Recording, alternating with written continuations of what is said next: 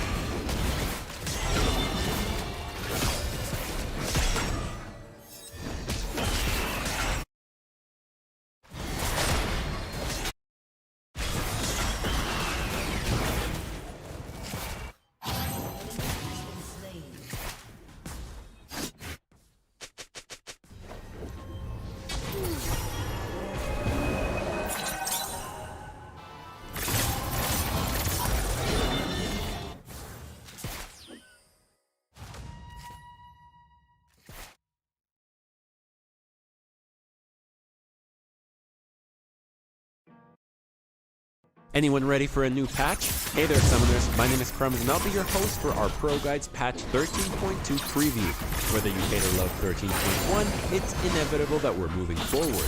More changes are coming up and I'm here to give you a sneak peek at what's to come. Make sure to subscribe and let's get started running through next patch. Okay, so before talking about in-game balance, let's talk about one change I know a lot of you will love to hear.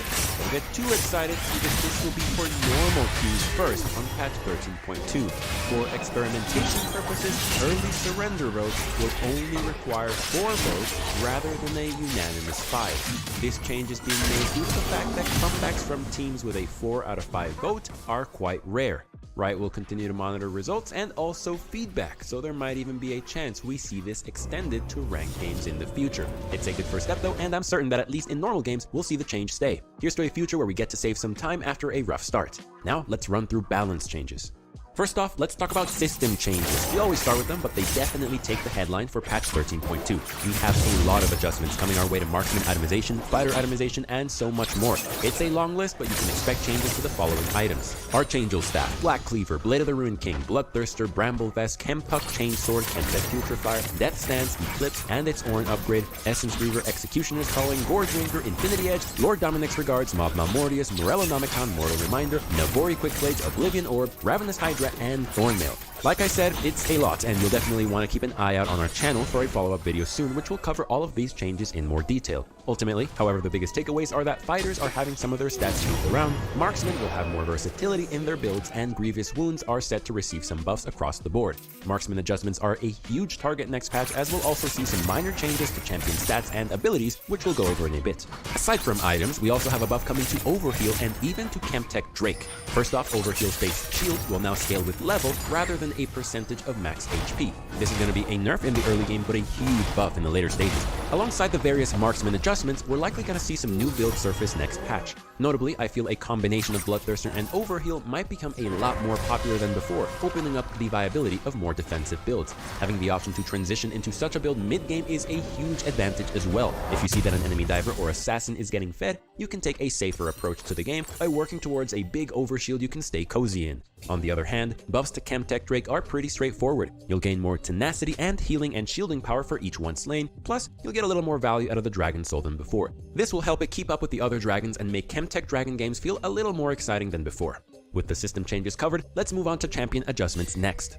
The first change doesn't directly affect gameplay, but you can expect to see Ahri's art and sustainability updates next patch. Coming up are new splash arts, icons, voiceovers, lore, sound effects, and visual updates across all skins. Don't be caught off guard if you notice that she looks a little different next patch. With Ari out of the way, I'm also excited to see who's going to receive the next ASU.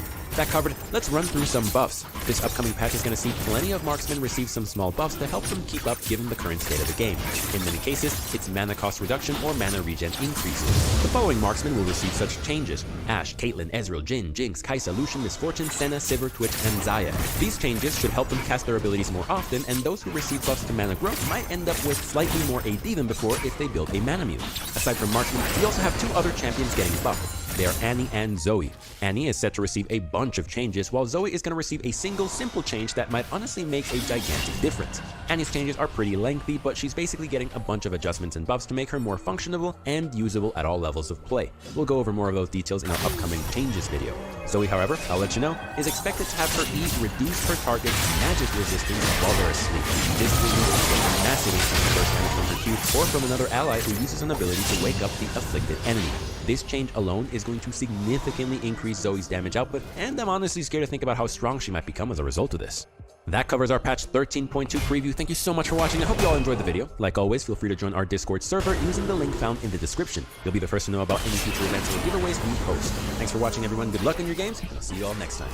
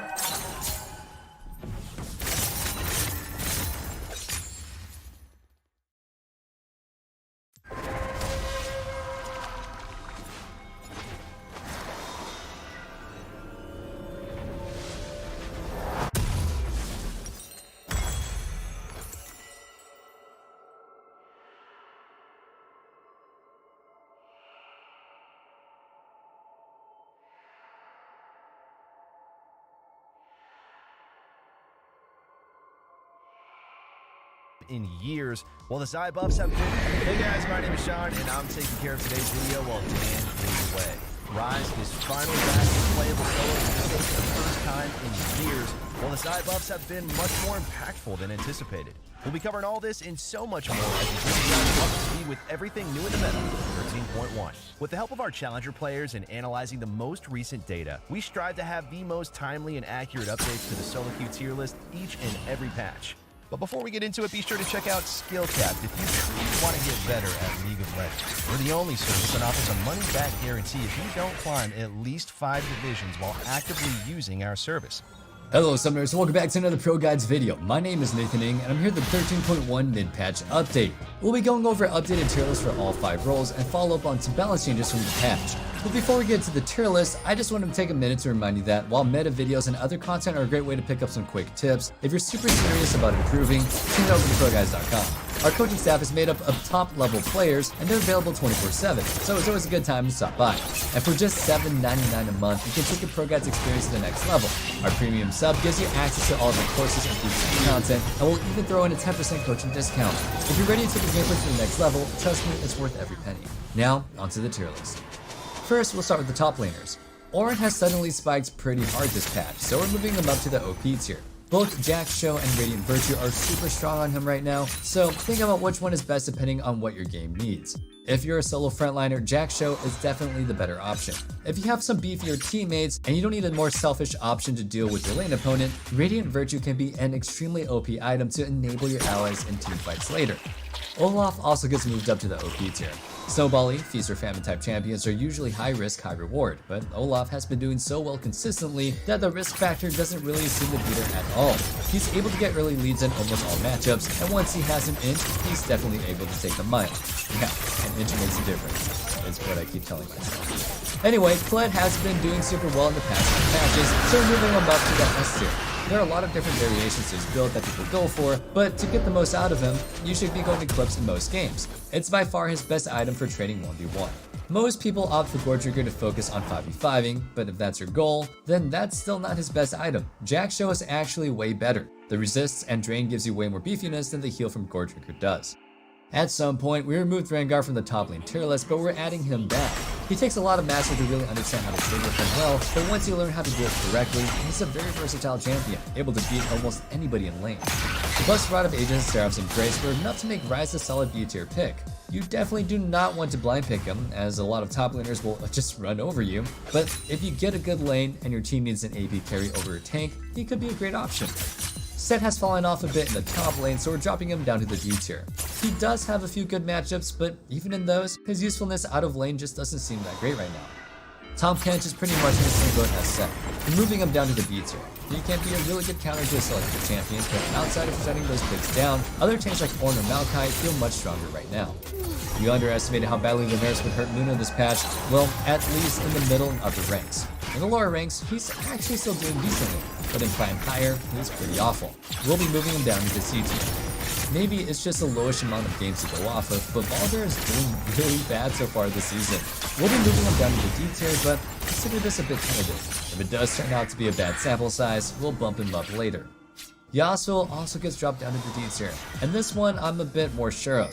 Yasuo struggles badly to deal with all the tanks and juggernauts in the meta. All that mobility doesn't seem to mean much when you just get right clicks and snap check. Now, for the jungle, here's our list. Zac is disgustingly strong right now, so we're moving him up to the OP tier. In the first few levels, Zac doesn't do a ton. His E range is short, so finding ganks isn't too easy, but it only takes a few levels to get him done. Once you hit level 9, the pressure that you can put on the map is unreal. You can gank any lane from pretty much any angle, bypassing wards and punishing opponents that can't even get a bit off their turret. But what really makes him busted is that he's a tank that does a ridiculous amount of damage in fights, so you're not 100% reliant on your teammates following up on your engage to kill the carries. You just do that for yourself. The Jack Show changes are working immensely in favor of Udyr. Remember when APR Max Udyr was super strong last patch, and it was really unhealthy because there was no real counterplay? Well, we're right back there, and we're moving him up to the OP tier as a result. Nunu also gets moved up to the OP tier this patch. If you look at his win rate, this may not seem like it's a big deal, but you have to look at what people are grading on Nunu. A good chunk build Rocket Belt, and this brings his win rate down by quite a bit. When you build Nunu with either Jack Show or Radiant Virtue, you're getting him at his full potential, and that potential is really high. It's extremely hard to place Rammus on this tier list. For the first couple of days, he belongs even lower than the D tier. But with the micro patches coming out less than a day ago at the time that we're making this, it's almost impossible to know how good or bad he is, so we'll kind of just put him in the B tier. We'll have a better idea of where he belongs in our next tier list. Hecarim is a Feast or Famine champion. If you snowball early, he can run over games, and if you don't, he's basically useless. But in his current state, he's almost never generating those early leads. You just get bullied or run by almost any other meta player. We're dropping him down to the D tier. And the same goes for Mundo. We warned in the rundown that there was a good chance that he would be doing worse than when we replaced him, since he's a very stat checky type of champion. But this is even worse than that. He's easily one of the worst players in the jungle. I'd even say Lee may be a better pick right now. Now, here's our mid-lane tier list. We'll be moving Anivia up to the OP tier. With Riot giving a big buff to both Rod of Aegis and Seraphs and Grace this patch, it should be no surprise that Anivia could become so busted. I mean, those two items are already part of her standard core build, and she was already doing well lately. Anivia is just a safe champion in general, but right now there are literally no super good answers to her as a lane. The poke mages that can sort of bully her just don't really do well at all in the tank heavy meta. So you're able to freely scale up most games, and once you make it to 2 items on Anivia, it's too late for the enemy team to do much. Jace moves up to the S tier this patch. We noted a while back that Jace mid is a lot better than Jace top, so when Riot tried to buff him to make him viable in his main role, we figured something like this could happen. It's exactly what happened with Veigar and Kennen last season. Riot tried to help them with their intended roles, but they became super OP in the bot and mid lanes respectively. There is definitely a bit of a learning curve for Jace. Once you get the hang of him, he's a super strong AD mid option. Set gets promoted to the A tier. This may be a bit impressive, with him being a pretty low paid mid laner and the patch only being out for a couple of days, his big drop in win rate could easily be chalked up to a low sample size. Consider this one a bit tentative. Vladimir moves up to the A tier. With a super low early game presence, there are going to be some games where you just have no say in how things go. But if you can make it into the mid game, he spikes hard, and once you make it past 4 items, you can basically start 1v90. Aatrox's nerfs have brought him down to the B tier this role. It can sort of work as a counter to some opponents, but honestly, probably better off with other options in most cases. The combination to direct buffs to TF, as well as to Rod of Ages, his favorite mythic, has actually made him a pretty good champion again. When played super well, you can basically say that he's an S tier or even an OP tier. But in the middle elos, his performance has been like decent. As a result, we're moving him up to the B tier for now. I never thought I would be saying these words, but Ryze actually isn't so bad right now. Just like TF, he's a champion that does way better in the higher ranks, where people understand how to play him better, and tend to have better coordination with the jungle. I'm not 100% sure where he would fall on the higher elo tier list for now, but for this one, he'll go in the B tier. Now let's move things down to the bottom. It turns out we severely underestimated a small bump Xayah got meant to her. We gave her a small bump in the C tier to the B tier in the patch rundown, and I thought that she could maybe go up to the S tier, but after we've seen how strong that she is with the buffs, we're actually moving her up all the way to the OP tier. Once you just get a bit of AD, her trading in lane is strong, and outside of lane she does ridiculous amounts of damage, while also having her ultimate to keep her safe from being jumped on by Engage and other divers. Another plus is that she pairs well with all types of supports. She can swap her playstyle between more pokey, going for all-ins, and anything in between to help her adapt to any situation. Due to her being underplayed, we removed Cassiopeia from the bot lane tier list a while back, but we're gonna go back on the decision right now, adding her back as an S tier pick. She isn't played a ton, but when she is seen, she's definitely a very solid pick, one that more bot lane players should consider picking up. Once you have a tier, her laning phase is actually pretty strong, and her scaling is absolutely nuts. She basically is just an AP hyper carry. So, if you want a good magic damage option, but don't want to default to the same old picks that we usually push, consider this another viable option. We'll be dropping Kalista all the way down to the D tier. There's always the argument of, well, if you play with an aggro support and several hearts, you can carry, and how often does it actually go that way? There's a reason her win rate is so low. In the middle elos where is at, she's just a pretty awful pick. To finish things off, we have our supports. Janna moves down to the S tier. Unless Janna gets some major nerfs or a huge rework to how her kit works, she's always going to be a very good option for solo queue. She is safe in lane, has really good roam potential for Enchanter, and scales into teamfights pretty well. Her ultimate and tornado work super well for the Nightland divers, making her a great support for peeling for the backline. All that being said, the reason for her demotion is that she just doesn't quite connect with the series of games as an OP champion. The main reason for this is that it isn't a very dive-heavy meta. With so many tanks and juggernauts being so strong, a lot of team fights are very front-to-back oriented. Her peel still has a good amount of value, as does the rest of her utility, but like I said, not quite as useful as the higher tier picks. We'll be moving Nautilus down to the A tier. This could be still too generous of a placement for him, he's just not too great right now. As with any kill lane support, there's always going to be the potential to snowball a lane super hard and laning with an aggressive NPC, but potential alone isn't enough to make a champion good. I mean, every champion league has potential to pop off. You have to look at how consistently you can reach that potential, and what happens when you don't. For example, if you're playing a Mumu, you can snowball super hard in lane, but even if you don't do well super early, his ultimate makes him an insane team fighter later. For Nautilus, you need to snowball early. He doesn't have the super OP AoE CC that makes it so easy to wipe the enemy team out. You have to use his single target CC to make picks and force fights that way, which is much easier to do when you're ahead and in control of the map and not super squishy. And that about wraps things up for our 13.1 mid-patch update. Hope you guys enjoyed the video. Feel free to let me know your thoughts on where the champions fall in the tier list down in the comment section below. And also check out our description for a link to join the Discord community. As always, good luck on Summoner's Rift everybody. Stay safe, stay healthy, and have a wonderful day. Peace.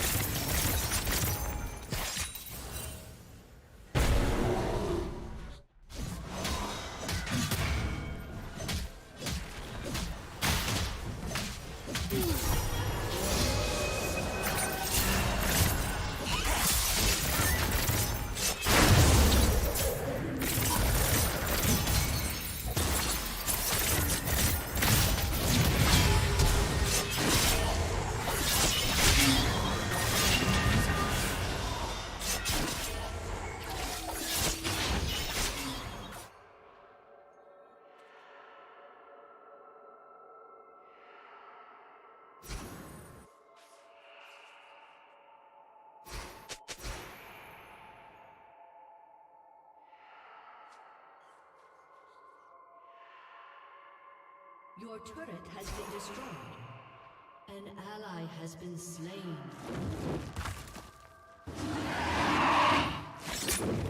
Enemy double kill.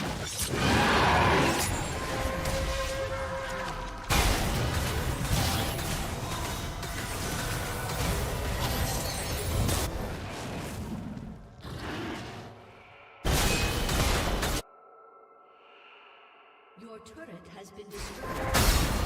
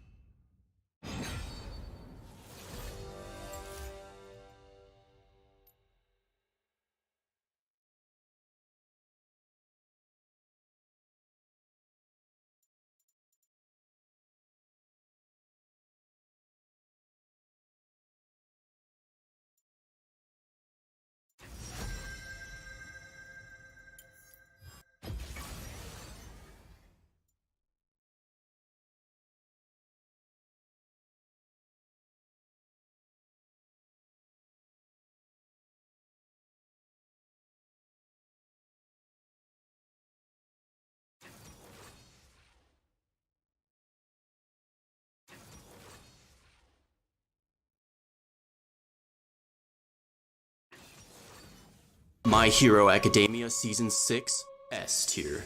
Just kidding, I ain't watching that shit. What up, weebs? It's your boy Echidna, aka Internet Explorer, and I just finished watching all the best anime from last season. Yeah, sorry for the wait, guys. I was just a bit busy studying for my prostate exam. Chainsaw Man is probably my personal favorite anime from 2022. I've already rewatched it several times, even though it just came out, because it's one of the easiest anime to recommend, even to normies. It's also the most hyped up anime in hype history, so hypothetically speaking, if everyone watching this video subscribed right now, I still wouldn't have as many subs as Makima. Maybe it got a little too much hype in the beginning, but I'd rather be stepped on than slept on. Most of you didn't even realize you liked being stepped on until you discovered Makima, which indicates how influential Chainsaw Man really is. Chainsaw Man's first episode was a bit underwhelming, especially considering how wet the manga made me, but the rest of the anime has absolutely lived up to the hype in my opinion, and that's why it's S tier. No Min Kanren is about a master farmer who mastered the art of farming, and just as every farmer should, he's got plenty of hoes. Unfortunately, this farming anime is about as exciting as actual farming. It's like watching crops grow, except without a time lapse. This anime had the potential to be anything other than shit, but it chose to be diarrhea instead. I wouldn't be surprised if No Min Kanren's animation was better in the light novel, but I wouldn't read it even if I forgot my phone in the bathroom. I'm being generous by placing this in D tier. More than a married couple, but not lovers. Remember back in high school when the teacher paired you up with a random girl and made you live together, get married, and fall in love with each other as a homework assignment? I guess you must have been out sick that day, but this assignment basically evaluates your intimacy as husband and wife. You get bonus points for kissing and extra credit for sleeping together, so this assignment is hard, but not difficult. I knew Akari would make it to the thumbnail from the moment I first laid eyes on her. She's one of my favorite waifus of the season, and she could probably eat a banana without chewing. Akari has a lot of intriguing scenes that I'm not allowed to show you in this video, so I'll just play the audio instead. I'm giving this anime a grade of A+ for being so entertaining and for actually developing relationships. Every episode, this couple reaches milestones that would have taken about 400 chapters in Rent-a-Girlfriend, or about 10 seconds in Love Flops. Love Flops is a shameless ecchi where women randomly trip and fall ass first onto this poor kid's head roughly 6 to 9 times per episode. He literally can't even walk to school without getting a face full of fish, yet he ardently refuses to lose his virginity until it gets stolen from him by a dog, also known as a Makima simp. Even this kid's teacher wants to join his harem, yet he rejects her as well. Who is this guy, the Pope? At first, this anime feels like the plot was written by an AI, but trust me, suspend your disbelief and just take your dick out, because this anime gets unironically good at the end of the season. I came to the ecchi, but I stayed for the plot. If I followed the 3-episode rule, I would have dropped this anime and put it in double D. Now, you might be saying, hey Maverick, what's up with the early upload? You forget about something? No, I forget about nothing. But maybe you forgot that today the market is off, so whatever trades you think you did today, you probably just got scammed by a bunch of Bulgarian hackers. Why is the market off, Maverick? The answer is Happy Martin Luther King Day. MLK, baby. I'm not sure if you've seen the new MLK statue in Boston. Take a look. All right, now to what has us in fits and giggles this morning. A new sculpture is unveiled in Boston commemorating Dr. Martin Luther King Jr. and his wife, Coretta Scott King. The 22-foot-tall bronze statue is called The Embrace. The artist says it was inspired by a photo of the couple embracing moments after Dr. King was awarded the Nobel Peace Prize in 1964. Despite the good intentions, though, it has left many confused, trying to see the embrace. Ooh, what else might you see? I mean, everybody's wondering, like, can we see this from a different angle? I've been trying to see the embrace, ladies, and it's difficult, right? And I don't know if you saw this or not on Twitter, but even MLK tweeted from his grave. Absolutely crap. These are the people who call themselves artists. In reality, they're just mentally ill. What else? When it rains, it pours here in California. I mean, this is historic now. Now, I want you to catch what is occasionally about this storm. Let's take a look at this report and see if you can catch it or not. Take a look. California now, where there is no end in sight to the waves of powerful storms hitting the Golden State. So far, at least 19 people have been killed. CBS's Danya Backus is in Los Angeles tonight with the latest. Danya, good evening. Good evening, Adriana. A state of emergency in Los Angeles and the rest of the state as this new storm moves in. 26 million, or 2/3 of California residents, are under a flood watch. Heavy rain slams into Sacramento Airport. A roadway collapses near the Northern California coast, and there's flooding throughout the state. This warning from Governor Gavin Newsom. This is just the 8th of what we anticipate will be 9 atmospheric rivers. We're not done. It does seem to be coming up pretty quick, guys. Emergency evacuations issued again for parts of Central California as rivers, including the San Lorenzo, keep rising. You guys are going to flood again. Let's just face reality here. In Salinas, fears the river there could reach its banks and flood the country's salad bowl, where 70% of lettuce is grown. The April harvest is in jeopardy. Another threat, a flooded highway that could isolate the Monterey Peninsula. It's concerning. People are being flooded. Roads are being inundated. Statewide, many roads are washed out, hillsides have given way, and asphalt has collapsed, creating rolling sinkholes like this one that began Monday in Los Angeles. In the Sierra Nevada, a warning to holiday travelers to stay off the roads due to dangerous snow. For storm-weary Californians, it's an anxious wait and see. Just hoping for not too much property damage. So for one thing, lettuce prices among many other products in California will definitely rise in price in the next few months. On top of that, this is the most populated state in the country. So all of this repair and rebuilding effort means a sudden surge in demand in scarce raw materials. That is also inflationary. Now let's talk about the market for a little bit, because as you might be well aware, 2022 has been a rough year for the market. How rough was it, Maverick? How about the number of expletives and corporate earnings reaching all-time highs last year? You know what? 2023 will shatter this record. But in the meantime, we have a big market rally on hand so far this year, and they gotta start feeling comfortable before the rug is pulled in the most epic fashion you will ever see in your lifetime. And the good news is, they're getting tougher. For example, so far this year, money managers conducted one of the biggest outflows in value stocks in history, in favor, of course, of growth stocks. Now, historically speaking, value stocks tend to outperform in bear markets. Growth stocks tend to outperform in bull ones. So, are we in a bull market finally? Let me tell you a little secret since I used to be a money manager. Most of these people are sheep, brainless zombies who follow whatever other managers are doing. The herd mentality says every year, sell the winners and buy the losers. And this is all what we're seeing right now. On top of, we're also seeing the market fighting the Fed once again. More on that in a minute, but the experts, quote unquote, now say that inflation is dying. And this is the final phase of the bear market. Bye, bye, bye, bye, bye. For example, your boy Tom Lee says that we are in deflation. This is deflation. What you're seeing around you, that's deflation. It's over. The Fed is about to cut rates. You even got the good professor from Wharton, who's in reality just another corporate hack. He says that inflation has been solved. It's over. It's gone. Meanwhile, eggs prices continue to surge, and so is everything you buy at the grocery store, not to mention your rent, utilities, etc. The criminals of BlackRock say that they're optimistic about 2023 for long-term investors. Now, this is bullshit. It's their insurance policy. In case 2023 turns out to be a horrific year, they come out and say, well, we said for long-term investors, not in the short run. You might be holding a back right now. It's good for your muscles. And the bulls are charging, defying the Fed. Who cares what the Fed says? They're bluffing. They're gonna crack. They're gonna cut rates. And higher we go. Fight the Fed, baby. Same people, by the way, during the mania bubble, been telling us not to fight the Fed by shorting the market. Now, all of a sudden, they think that fighting the Fed is a good strategy. And look, historically speaking, when the first month of the year ends up being positive after a bear market last year, well, the market could end up being up or down for the remainder of the year. Up in the 2009 case, down in the dot-com bubble bust case. Now, remember, the only reason we're not going into the Great Depression in 09 is because of the Fed's intervention. And the question is, will 2023 be similar to 09 or the dot-com? Well, that depends on what the Fed will do or what inflation will do. And with that out of the way, let's dive right into it. Here it is. In your focus today. Top 4. Will the Fed stand strong or will they buckle? This is the biggest challenge Jerome Powell and company have ever faced so far. Forget about transitory. That was nothing. This is the one. This is the one that will shape the reminder of the story that we've been tracking for at least 2 years now. The boom and bust. If the Fed makes a mistake one way or the other, the consequences will be dire. Now, before we start, I'd like to visit the Wall of Worry. And we have, of course, one of the items in the Wall of Worry, besides the Fed, we also have Washington, D.C. and the fiasco and the chaos that happens from that filth town all the time. This time around, we have a debt ceiling problem. This could be a big one. If we don't have a deal, the Treasury Department has to conduct some extraordinary measures, as Janet says, could rile up the market in a big way. We're going to turn now to a critical time in Washington. Congress is on the verge of a political showdown after the Treasury Secretary warned lawmakers that the U.S. is projected to reach its debt limit on Thursday. ABC's M. Wynn has the latest now from Washington. M, good morning to you.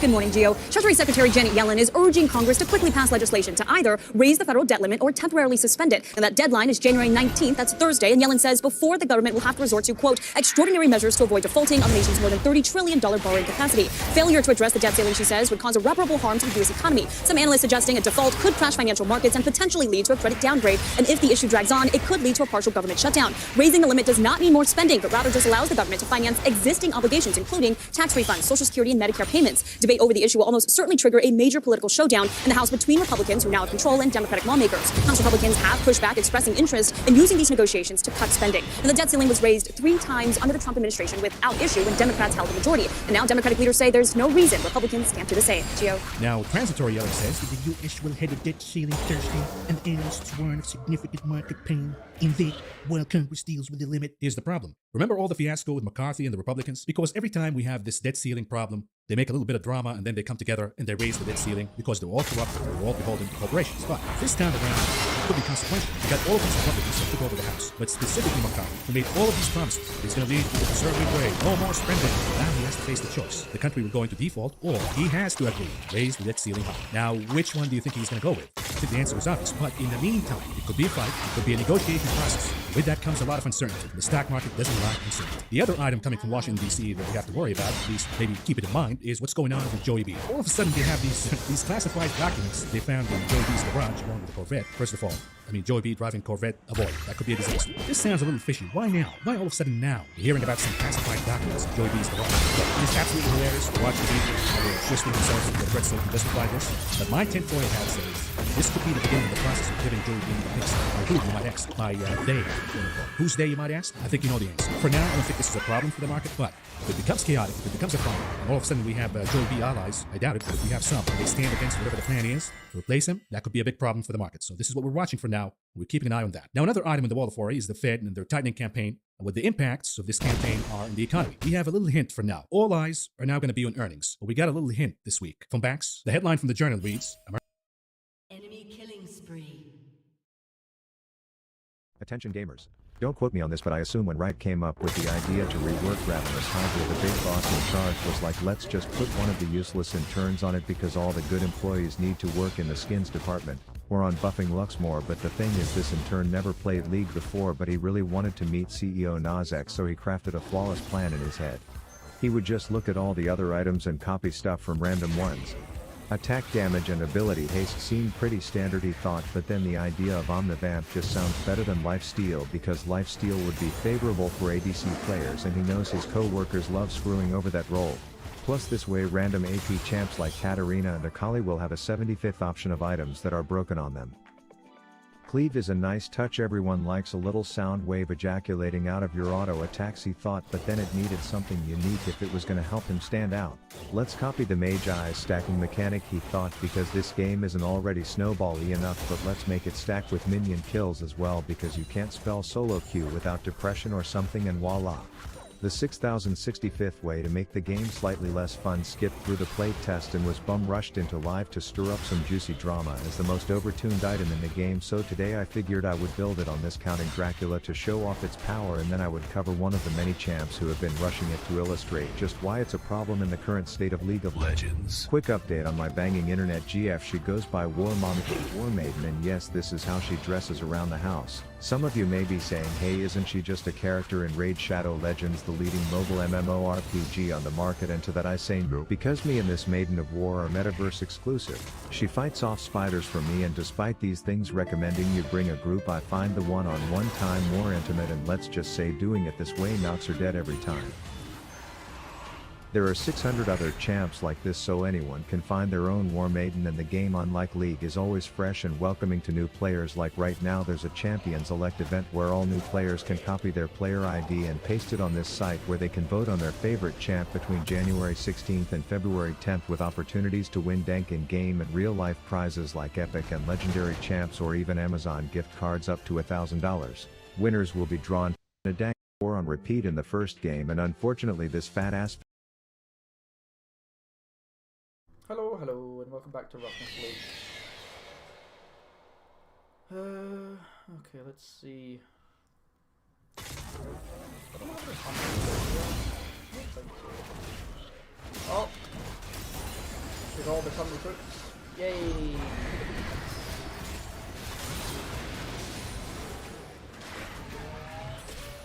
So hopefully they trade properly. I would actually like to see them trade. Where are you going? Where are you going? Where are you going? Soldier, North, Philippines? Maybe trading.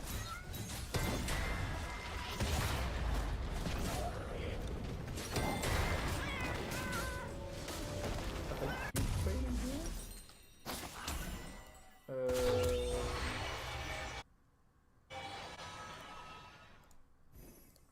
Honestly, I don't know how to get to train. I thought there was like training dummies and shit. An enemy is unstoppable.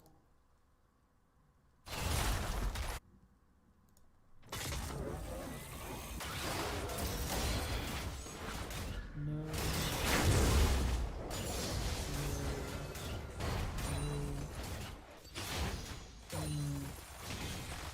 And that is a barracks. No, wait, no, that's not what I want. Squad should be assigned to a barracks. Squad can be set to train, sleep, and store equipment there. How do I assign you to a barracks?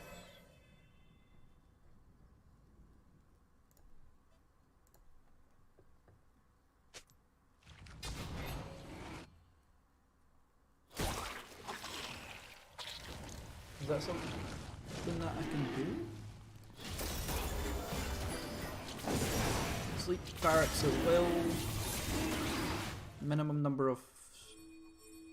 Do I have to put... I might have to put beds in the barracks. Always be equipped. I don't know what I put there. I would like you to train, please.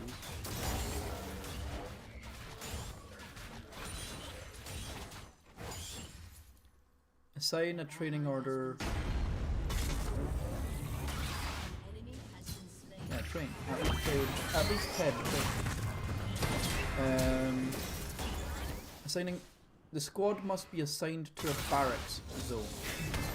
How do I? Oh wait. How do I assign a barracks?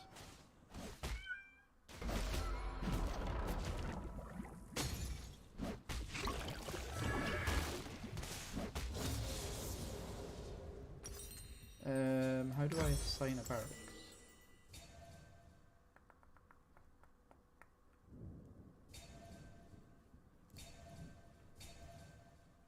No. Do I have to? Wait a minute. What if I click? No, use. Oh, here we go. Toggle whether trade here, definitely. Store your gear here, yes. Store your gear here. Yep, I'm happy with that. And sleeping here, yeah, fine. Okay.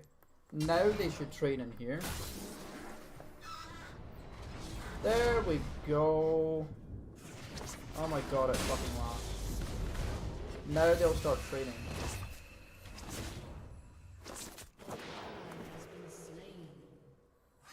After learning to dodge.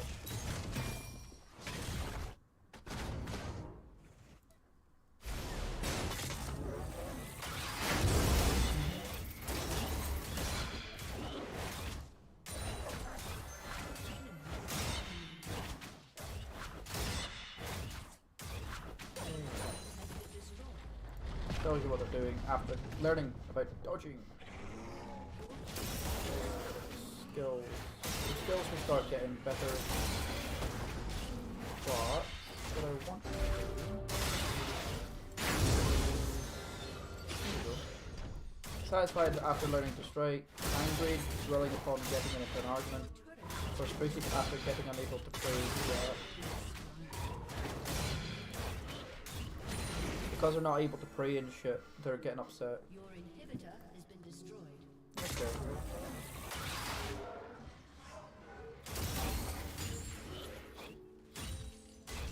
They'll get better at stuff over time.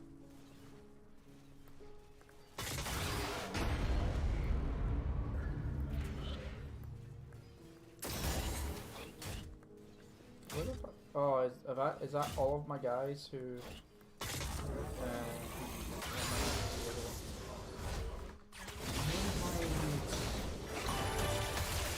Taking some armor. What do I even have? That's not what I said. 10 right?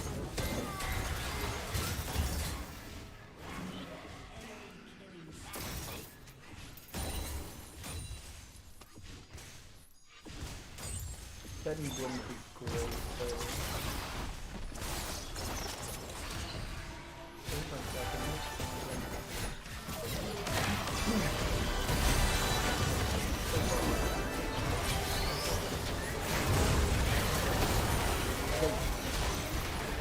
Altars, barrels, boot bindings, cases, buckets, pines, pipes, toys, barrels, gems, armor stand, then blocks. That's a crotch. Clutch.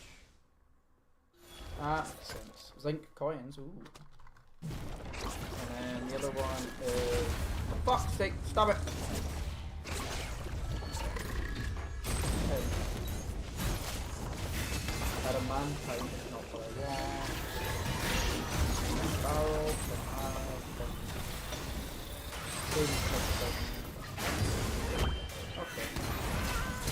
I believe that is under traps, other objects, metal clothing, make instrument pieces.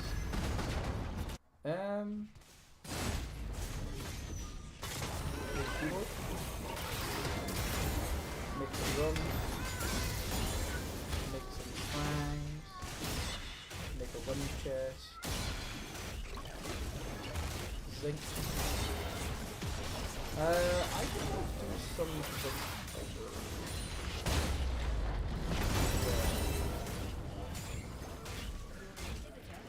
But I'm gonna have to.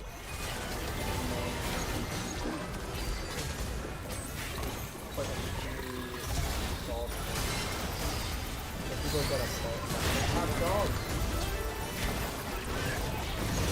I think I spent all of my food. Like all my miners are currently in the military training. Yeah, possibly. Ah, well. Shit happens. Oh, you're back. What the fuck?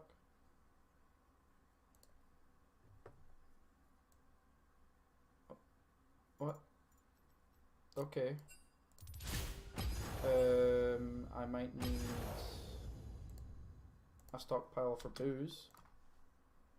That might be a thing that I need to do.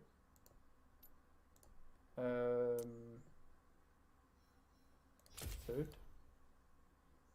None. Where's booze?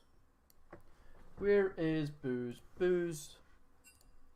Booze. And that's it, isn't it? I think it is. Yeah. Oh, actually, I do want a kitchen.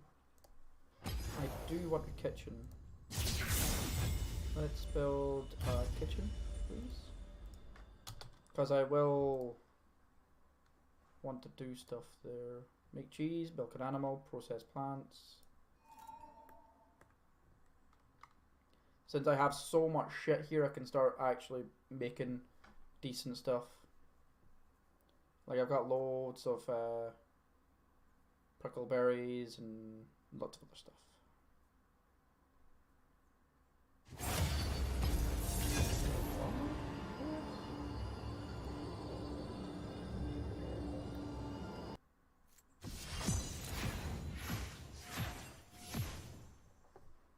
I don't think they're... No, they still are training. Okay.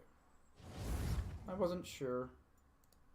You're very well protected. Holy crap. Yeah, you're very well protected. Bronze helm, iron breastplate, right gauntlet, left gauntlet. Like iron, iron, iron. Yeah. Yeah, you're protected as hell. Holy crap. Are you the militia commander? You are. Okay.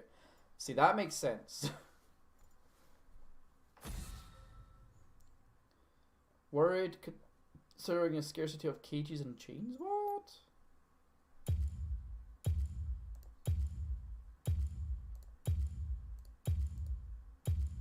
Dabbling swordsmith, swords dwarf, adequate poet, novice dancer, dabbling student, dabbling. Okay.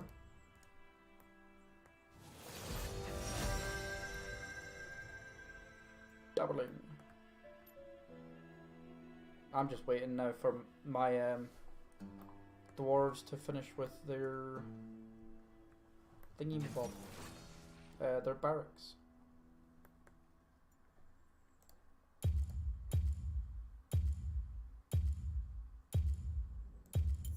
Yeah, I've got the hospital.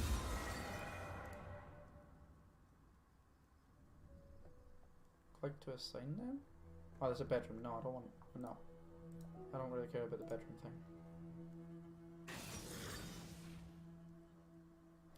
I do miss the fact that Is there a way to find out fights? Wait a minute.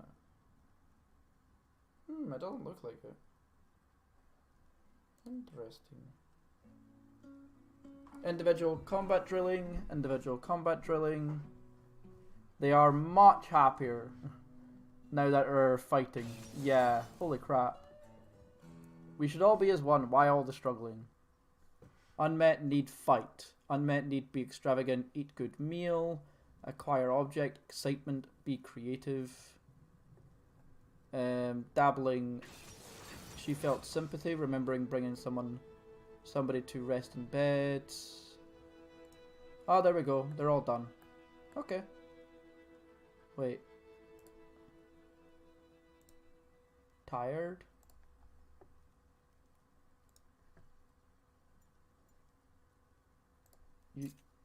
But you're not training right now. It's not training month. Is it? No, you're off duty. So what are you doing? Why are you doing nothing? Like, we've got loads of stuff to do. Or not?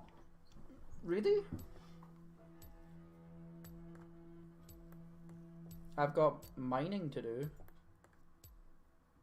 Mostly. What was this? This is Carpenter's Workshop. I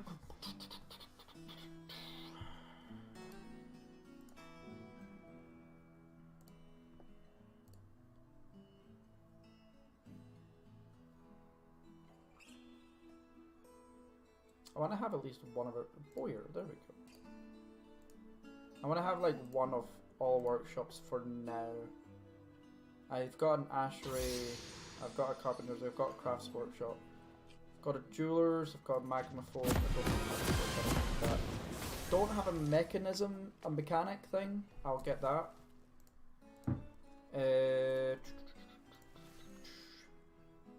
Screw press, a useful workshop for pressing liquids from various sources. Some plants might need to be milled. Let's get a screw. Oh no.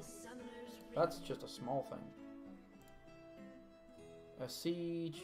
Here you can make parts for ballistas. Oh, that's huge. Soapmaker's workshop. Ah, fuck it.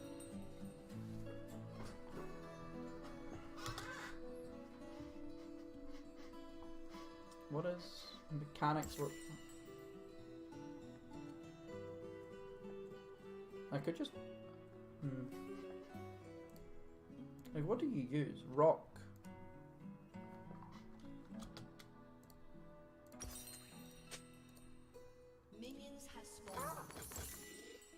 Where's rock? Stone. Economic. No. Other stone. Metal ores. No. Other stone. Yes. Clay. No. You are oil and tallow. Never gonna have that kind of shit. That will be tallow.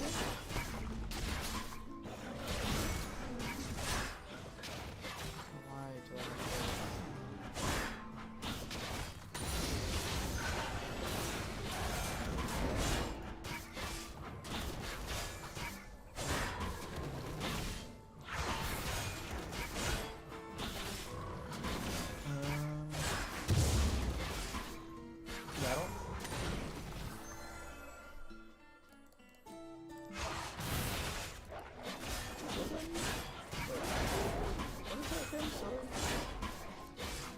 oil and tallow.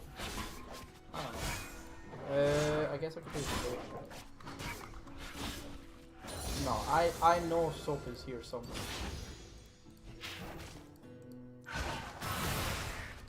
What the fuck? Why is... Okay, I don't know why that's just nothing then. None for now. I'll fix that up soon. That wasn't it.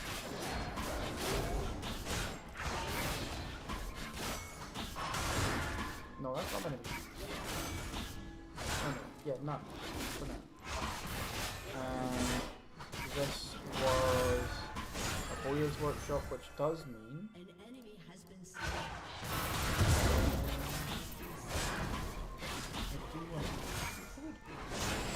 I think I don't have enough wood to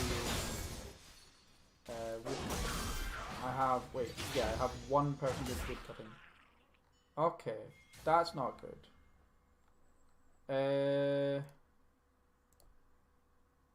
Yeah, I need to look through all these to see if they can do wood. Adequate, oh here we go, adequate wood cutting.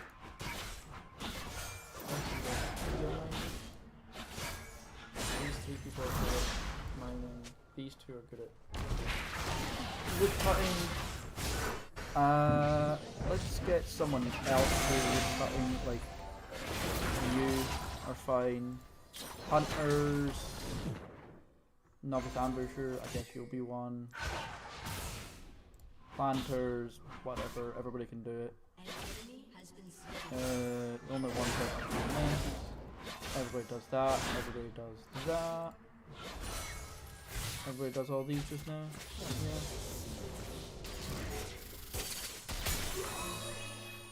Hopefully I'll get more people just cutting logs. There's my barrels of food. Blood amaranth beer.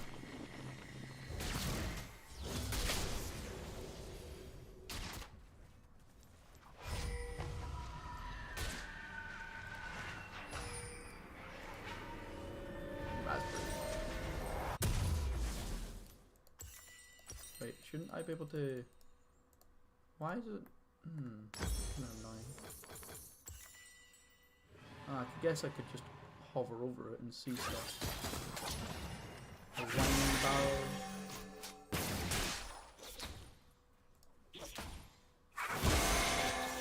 Whatever.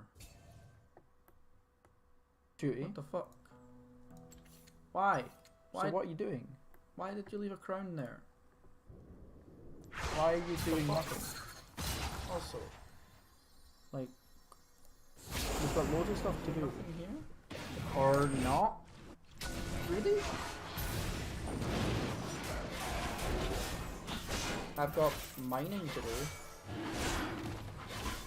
Yes, this is Carpenter's Workshop. Oh wait, they are. I guess some of them are. So some of the got craft on that things. We kind of want more weapons. I want to have at least one of those. I want to have like one of all workshops for now. I've got an ashery, I've got a carpenter, I've got a craftsman, I've got a jewelers, I've got a magma forge. I don't have a magma forge, but I don't need that. Don't have a mechanism, a mechanic thing. Yeah. I'll get that.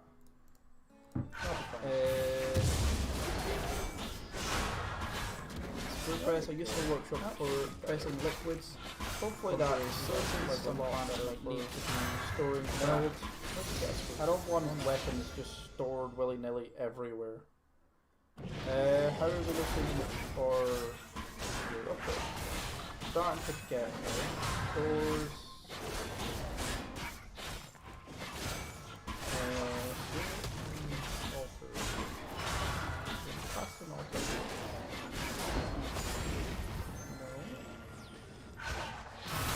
Where is Alter? Workshop. No, I doubt it will be in the room. Slab, burial cabinet, offering place. What? Instrument.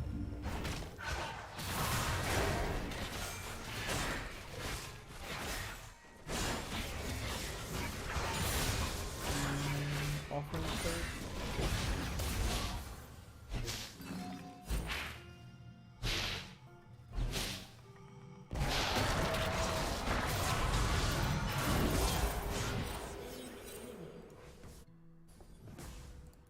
Like, I know you can do instruments. I have those. No access to it. An enemy has been slain.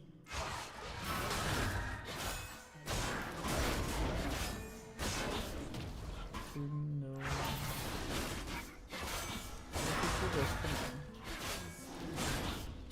And then... Oh, here we go.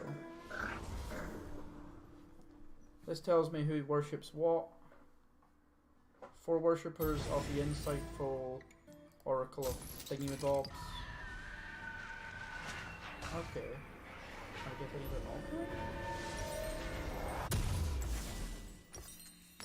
Hey! Okay. There happier. They should be happier now.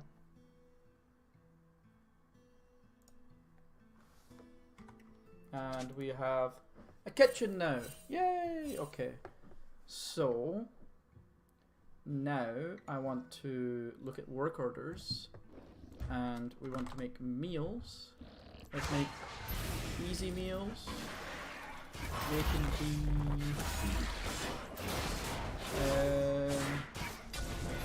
unlocking prepared meal, unlocking cookable solid items. We'll make easy meals first, once we have less than, say, no, 30, and then final meal will be less than, that's the wrong one.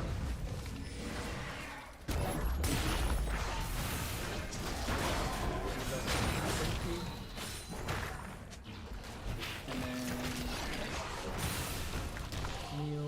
lavish meal will be less than 10.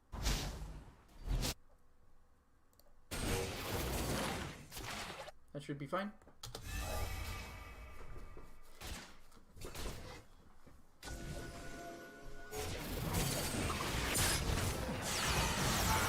Oh, what the fuck is this? My asthma, what the hell's dead? What the fuck is it the cheese?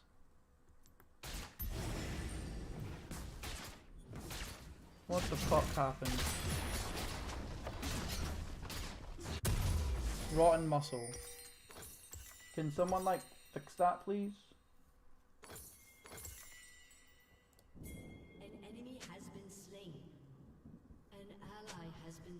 Can someone fix that, please? Like, why is all this shit here? Hey, what's going on, guys? Who would believe me if I told you that the rank 1 player in Korea who is now challenger is the Tarek top lane pretty much one-trick pony. He's got over a 75% win rate on this champion in the hardest server in the world. So in this video, I'm going to give you all the tech, runes, build craft, skill order, summoner spells, and we'll also be watching how to actually play Tarek during the laning phase and also in team fights. Now honestly, I was watching some of his games almost laughing because I couldn't believe how legit and OP this pick looks. Even during laning phase where you might think he's going to be kind of bad, he's actually pretty strong, and I think this pick in any elo will give you free OP. So to know all the ins and outs of this pick and to make it work, make sure you stick around for the whole video. And guys, if you want more content just like this, informative kind of guides in a way, we have thousands of them on our website, GameLeap.com, linked in the description comment section, so check them out. Let's get into Tarek top lane. So as far as your runes go, guys, what you want to be doing, you've got to have 2 pages ready. The first one is with Phase Rush. Now this will be your go-to for the most part. Honestly, you could probably run this every game because the point here is the Phase Rush talks off 3 auto attacks and abilities, and the movement speed is super useful to stick to enemy champions, but also to escape. If we think about top lane champions, mobility is just really important, right? Especially these days where Jace may be popular, Darius with the ghost threat. Mobility is a key stat. Then we want to have mana flow banned because Tarek's kind of big weakness is going Oom after using a few spells, and you really want to be spamming these as the game progresses, right? So we need mana flow. Transcendence for ability hates. We want to get off as many spells as possible. We don't really care about damage, but we want utility. Ability hates from Transcendence is essential. Then we want water walking, because if you look at the other 2, Scorch, Gathering Storm, they're both damage. We don't really need it. Water walking as well, like you might be surprised, is useful in those team fights later on. Even around Rift Herald fights at around 8 minutes, Scuttlecrab fights at 4 minutes, the movement speed again allows you to stick to enemy champions and gives you a better chance of landing your dazzle in those river team fights. Now for your secondary tree, this is the only thing this guy runs for both rune pages, so conditioning, and then you want revitalize. Conditioning because, well, it just makes you really tanky, right? And revitalize because it just works with Tarek and enhances your utility, your healing, everything else is just not as good. Now as far as your minor runes go, the rank 1 career takes attack speed, armor, and then most of the time he's going HP. Now of course, if you're into a hard matchup, you can take double armor, especially if the enemy team is like full AD or their top and jungle are attack damage champions. You will be impossible to kill, like honestly. If you die in the first 10 minutes, I'll be amazed. But yes, those are the minor runes. Now for the secondary page, we can see here that press the attack, this guy actually tries in a few games. So So PTA is really useful because you can probably get in a lot of auto attacks. One of the big things that's going to separate this Taric player to a lot of others is just how many auto attacks he gets in, right? So press the attack with Presence of Mind because we do need mana, right? We don't have mana flow banned from the sorcery tree. Presence of Mind is the substitute in the precision tree. Then Tenacity, even though this got nerfed. Alacrity, maybe you could think of running Bloodline, does nothing for us, but Tenacity is going to be better in pretty much every game. And then Last Stand. Coup de grace cut down,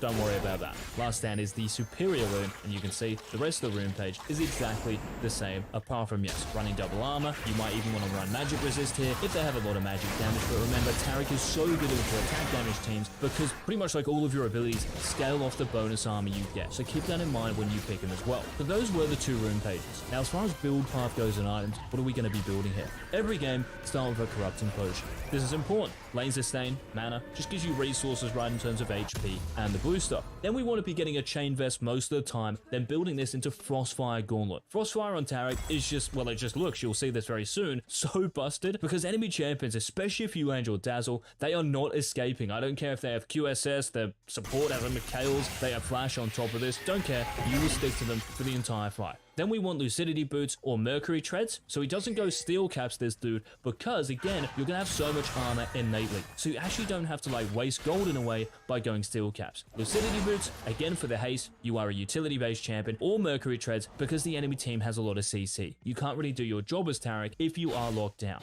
Then he always goes Spirit Visage as his second major item. After this, it's really up to you guys, like just look at the enemy team composition. Frozen Heart is an excellent choice, you can go Randuins if they have a lot of crit, it really just depends, right? So look at the enemy team and what they're building and the champions they have and figure out a way of building around it. Now you can also, guys, just quickly here, you can build a tier in the early game if the lane is really free or if you get some sort of like early lead, right? Because tier is going to allow you even greater freedom with using and spamming your abilities. You don't have to worry about managing your mana bar nearly as much. So that is also an option, and late game you will build this into a Fimbulwinter or Winter Soldier, which actually got buffed this patch as well, which is also nice. Now, as far as your skill order goes, this is important. Pretty much every game, you want to be starting with your E's or your Dazzle. This actually makes your level 1 not too bad, especially if the enemy champion isn't that scary at level 1, because you can stun them, 2 auto attacks, and then run out. Now, if you're running Press the Attack, you might want to get in 3 auto attacks, but that's pretty much how a trade's going to go. Then we want to be putting 2 points in our Q, so by level 3, we have E, 1 point, 2 points in Q, then at level 4, we get our W. Then after this point, you are maxing your E, so you have this maxed out, rank 5 at level 9. Then we want to be maxing our Q, then our W, and of course you're skilling your ultimate at 6, 11, and 16. Now, your summoner spells. The last thing to talk about before we actually look at how to play laning phase and team fights on this pick, we want to be taking Ghost and Teleport. Well, this guy does in every single game. Sometimes he might take Smite, but honestly, that's tech we don't have to really get into here. Ghost and Teleport, consistent, reliable, it'll be good in every single game. Ghost, for the stickiness, yes, you can take Flash, but Flash on Taric, I mean, it's good with your Dazzle, but apart from that, like, you shouldn't really need it. And if you think about what we're building as well with Frostfire, the slow from this, Ghost, it allows us to stick to the hip of the enemy champion we're looking to kill or to help our teammates kill. It's almost just like permanent lockdown you get with the movement speed and resistances too. Then Teleport because, again, we are a utility champion. We don't care about winning lane, even though you definitely can, and we're going to see this here, but TP to get around the map, leave place, especially in the late game. So that's like the foundation, guys, before we get into game that you have to know and have ready. Now let's get into how to play the laning phase. So like I said, if you guys start level 1 with your E, you don't have to be too scared of phase checking champions, especially one like Renekton in this game, who isn't the scariest level 1. After hitting your E, you can put in 2 auto attacks and run away. It's an easy win. Now, lots of the time, you're going to lose priority in the early game just because without your E, you are pretty useless. Your auto attacks are not going to do anything because they are not passive enhanced. So if you let the enemy champion push into you like this rank 1 Taric does, what you can actually end up doing is freezing the wave around this big rock. This is really broken, especially for a champion like Taric, because you have amazing setup. So what you can do is pull the minions away by leading them away from your tower. This means that their formation will end up around this big rock, outside your tower's range, and again here, you have so much pressure on Renekton. And also if you do need to trim the wave with your Dazzle, don't be afraid to, because you have enough mana regen from Corrupting Pot. Just remember to skill your Q at level 2, and remember, because you're skilling your Q again at level 3, what you can do is actually just wait for a big fat heal at this point as well. So you can see this Taric, how he ends up trading around his Dazzle and his passive. You always want to be rotating, guys, between your 2 passive auto attacks. It's almost like you're playing set in a way. You want to be auto attacking twice using an ability. When you land your Dazzle, auto attack twice, use a Q straight afterwards. And you can see how this trade alone ends up being really OP for Taric, especially when he has Corrupting Pot running as well. The burn damage, the actual sustain during the fight itself, it looks really busted. But if you thought that looked broken, take a look at this next trade for me. Ends up landing his Dazzle, hitting the Renekton a couple of times, then using his Q. The trade is huge. Now here he has to play a little bit carefully afterwards because the enemy jungler is topside, so he's just chilling at this point. But already the game is going to be super free for him because he got out of the early laning phase. If you can do this in your games, you're going to be more than sweet. And a few seconds later we see the same pattern, right? Renekton decides to push the wave, what a stupid crocodile, and Taric threatens to freeze the wave and probably even does this by again pulling the wave away from his tower's range. This is something you guys should look to do in your games, and even at this point here, he easily has enough gold for a Tear of the Goddess, and because he has TP, he could recall on his frozen wave, TP back with the Tear and stack it ASAP. So that's the strategy you guys can think of doing, but that's only if you think the laning phase is going to be really free. Renekton will still have some chances here. Now I just want to show you guys how broken this looks once you get Chain Vest, because against most top laners, right, who are attack damage champions, the trading you have is actually kind of nutty. So with this trade here, keep in mind that this Taric in this game has Prestige attack, okay? So after landing just one Dazzle, he gets in 3 auto attacks with his Corrupting Pot, and look at the damage he deals to this Renekton. This is a level 7 Taric against an early game champion. If this is happening in Challenger career, it can happen in every single other reload. Again, the wave is going to be in an amazing position for him if he just leaves the minions, and that's what he does. But let's just say you wanted to push like this guy does, you actually have really good pushing power as well. Look at your ease cooldown when you actually use your passive. It goes down so quickly, so in team fights late game, because you'll have a lot of ability haste at that point, you can get multiple dazzles off in only a matter of seconds. But in this 1v1, Taric misses his dazzle, oh my god, it's over. No, it's not. Because watch the cooldown for me go down when you intertwine autos with your Qs. It's already back up. He's got a dazzle up already. And at this point, because he has Frostfire Gauntlet, look at Renekton, mate. He cannot get away from this dude. The Gem Master, he's absolutely loving life and crushing this top lane. It just looks super obnoxious to play against. Like, I don't know about you guys watching this, but I'd probably need another hair transplant just by watching this because it looks so frustrating. But hopefully you can see the potential here. And if we actually like just move to a team fight for real this time, even though Taric might die in this team fight, watch the E cooldown for me. He has it up again in 3 seconds already after hitting the Karma. What about if we look at another one? He eased the Renekton here. He's stunned. Auto into a Q. Auto again. Look at the E cooldown. It's already back up pretty much by the time he used the other one. And Gragas gets stunned and actually dies at the end of this because Caitlyn's going to Gale Force over. Look at the E again. He's got enough. He's just got them all the time, bro. And Caitlyn gets a kill. That was like 3 to 4 dazzles maybe in what, like 10 seconds? This pick is cracked. Now, the last clip we're going to look at here, guys, is what you should be looking to do, especially when your AD carry, or maybe just any sort of teammate, I guess, is really fed, right, and they've got the most gold. What you want to be doing is just using your W on them, and pretty much just like healing them and ulting them when they get low. So you're pretty much just playing Taric as a peel bot. Of course, you can still look for engages with your Dazzle and your Ghost, but most of the time, again, you just want to be sitting back on top of your AD carry. So this guy, because his Caitlyn is really strong, all he's done is just W her and pretty much sits on top of her. It's still important to try to stay in melee range because your passive at this point will deal decent damage to, and remember, it reduces the cooldown of your basic abilities. So keep that in mind. Don't just sit back AFK. You want to be active. And at the end of this fight, after he peels Renekton, you can see the insane peel he has on Caitlyn as well. He's soloing the dragon while the other team is 2v1ing, but all he does is just presses R and Q maybe. That's it. And Caitlyn is untouchable. So not only does this pick look really good against melee AD champions during the laning phase, but it looks even more insane once the game starts going late game and you become a peel bot or your AD carry. So think about playing this, guys. Let us know down below if you did enjoy the video by leaving a like. Any questions, any thoughts on the video, leave a comment down below. And until our next Season 13 upload, this has been Ace. Peace.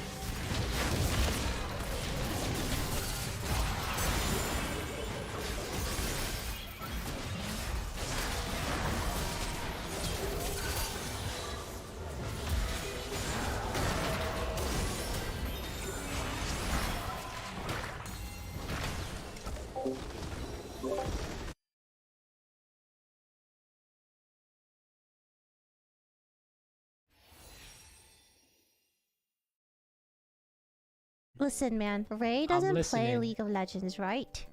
But so if you give her like the time of her life bot lane, I'm talking like give her the kills, like make her have fun. You know what I mean? Go on walking Caitlyn. You know, do what you gotta do. Okay? You feel me, right? You feel me, right? This is why I've been invited. Okay, So okay. she literally never plays League. So we have one shot at this, Saber. Okay? It's nice to meet you, Saber. Oh right, I'm this is Ray. Ray.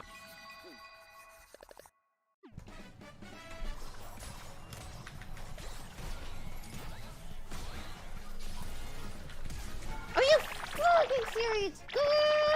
I'm angry. He has no flash. Ready? Let's go. You got him right. Alright? Yeah. Oh my gosh, guys. This is it. We're No, winning, right? We're winning. We're winning. We have 4 towers. Oh my god, they're gonna fall for it. Oh, she's dead. Really Oh, are. she's not dead. Oh, They she's always dead. do. Oh, she's not dead. Oh, nice. Whoa, man. That's Shen ulti. I got a Shen on him. I Jesus. don't got him, Steve. I don't got him. Oh no, Ray's never gonna play League after this. She's never gonna play League after this. Nice to do a dragon question mark. Wagon. Lily, come on, what's wrong? Oh, yeah, okay, sorry. You are... Every wave.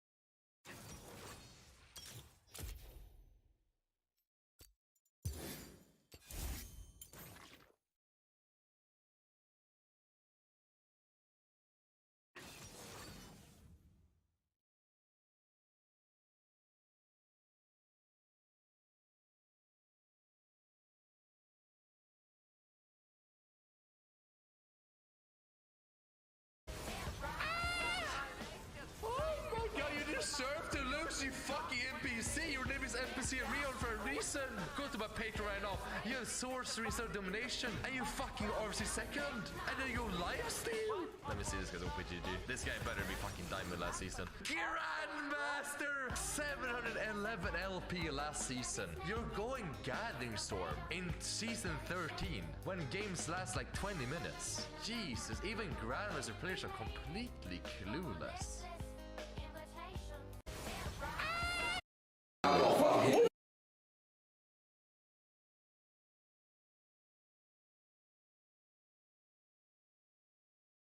I'm standing there in like shock, like what the fuck He wanted a little community of little killers. Oh my gosh, this is so crazy that he's being accused of this. A young man takes off on a cross-country journey in hopes of achieving a fresh start. He's optimistic that this is his chance to make things right for his family, and he can feel it. Everything is about to change. Unbeknownst to him, however, his path will soon take an unfortunate detour. It will intersect with an individual so incredibly evil, they would later be described as a serial killer in the making. It was June 17, 2017, when 18-year-old Hunter Tash Smith left his home in Junction City, Oregon, bound for Nebraska. There, a steady job that could help him to provide for his infant daughter was awaiting him. He'd led his family to believe he'd be traveling by Greyhound bus. It could be that he didn't want them to worry. In actuality, he had elected to hitchhike. 3 days later, on June 20th, he updated his friend in Nebraska, whom he planned to stay with on arrival. He was in Burns, Oregon, and was catching a bus to Idaho. Around this same time, Hunter's aunt, Raquel Messer, received word that Hunter had been picked up by a nice couple.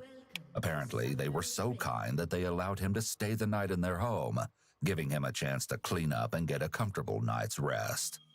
The plan was to drop him off at an Ontario, Oregon bus station the following day. And then, all contact with Hunter came to a screeching halt. It was the next month in August when Hunter's friend in Nebraska contacted Hunter's mother, Heather Smith. The friend was worried. It had been weeks since she'd heard from Hunter. Immediately, Hunter's family filed a missing persons report. It was August 4th. And then, nothing.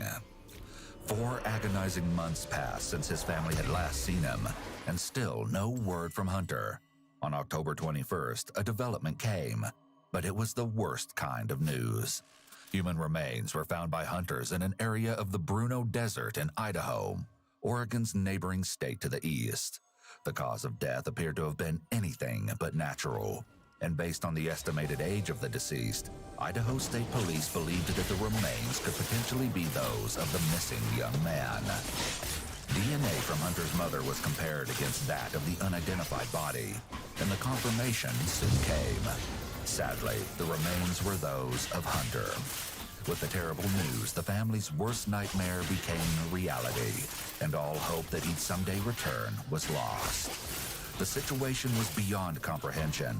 What could have happened to the young father who was eager to start his new life? The story behind Hunter's horrendous demise would soon unravel, along with unbelievably shocking revelations about the monster whose path he tragically crossed. The question why any of this happened in the first place will be answered, but understanding the bizarre motive is another thing entirely. In the county of Owyhee, rumors began circulating about the disturbing find. One particular lead, out of the many received shortly after news of the somber discovery was made public, captured the full attention of law enforcement. A man by the name of Nick Vandenberg had shared a local news story on Facebook. "This is close to where I live," Nick commented. But it was his next comment that really raised eyebrows. "If it was me, I wouldn't have left him in the desert, LOL. Too much risk of hunters stumbling on a dead body, LOL." Not exactly the kind of thing someone expected to read about such a tragedy, especially posted publicly. As law enforcement followed up on the leads that had rapidly filtered in, they were soon led to a young woman by the name of Montana Reed. She'd been living with Nick in his home until recently and was his ex-girlfriend. Montana agreed to speak with detectives on October 24th of 2017, 3 days after the remains were located. First, they addressed how it was that she came to live with Nick in his home. Halloween night of last year, I moved in, and I was getting a divorce, and so I just, me and my husband were leaving my mom's house. I couldn't live there anymore, so he offered me a place to stay, and so I was meeting his friends and everybody. It seems it wasn't long before the detective got down to the heart of the matter. I couldn't imagine hurting somebody like that. Why did people say that he's violent and was capable of it? Because he went to military. He talks about little stuff from the military, and he's been in a few bar fights. Nick has claimed that during the course of his service in the Marine Corps, while stationed overseas, he'd engaged in combat. As a result, he'd had to resort to taking lives. Montana gave some additional background on Nick and explained that his upbringing had left a lot to be desired. His growing up, I don't know if you know, but like he was in and out of foster care and all this other stuff, and so... As it turns out, Montana wasn't the only individual Nick welcomed into his home. What about his roommate? I couldn't see Keith hurting anybody either. Keith just had a baby, and he's been in jail. He doesn't want to go back at all. 33-year-old Willie Keith Raby is a man who we'll hear from shortly. As it turns out, he's also on law enforcement's radar for multiple reasons. Montana continues to describe her dealings with the two men after living with them for an extended period of time. Neither of them ever showed a violent side to me. So far, Montana can only speak highly of the two men. Of course, as you'll see, this won't always remain the case. The detective then poses an interesting question to Montana. Have you seen the news article that came out about the body that was located? Yeah, I've seen lots of people post on Facebook from the area. And then it was right out there where we lived, kind of. He's trying to get a sense of how much Montana knows. And where were they saying the body was located? I didn't look exactly where, but everybody, like, I know Nick posted on there. He was like, that's pretty much in my backyard. I mean, you know, and Nick just said that the Bruno Desert is where it was found. Why would Nick talk about this if he didn't? I don't know. He's not necessarily a show-off, I guess. I don't know why he would be talking about something like that if he didn't do it. And if he did, he's not... Oh my gosh, this is so crazy that he's being accused of this. No one's accusing him yet. You just suspect that he did it because people are talking about it. Did he ever talk to you about the term bunny bumping? Bunny bumping? Going out and shooting rabbits together. Yeah, we did that. Did you ever talk about going out with Keith? They went out. Lots. I mean, not lots. The detective asks where they enjoyed going out to shoot, and coincidentally, it seems they frequented a spot near the Bruno Desert, according to Montana, near where Hunter's body was found. At this point, it seems the detective is narrowing in on the suspect. Point blank, if you knew that he did this, would you tell me? I don't want to get in trouble for that. For keeping that.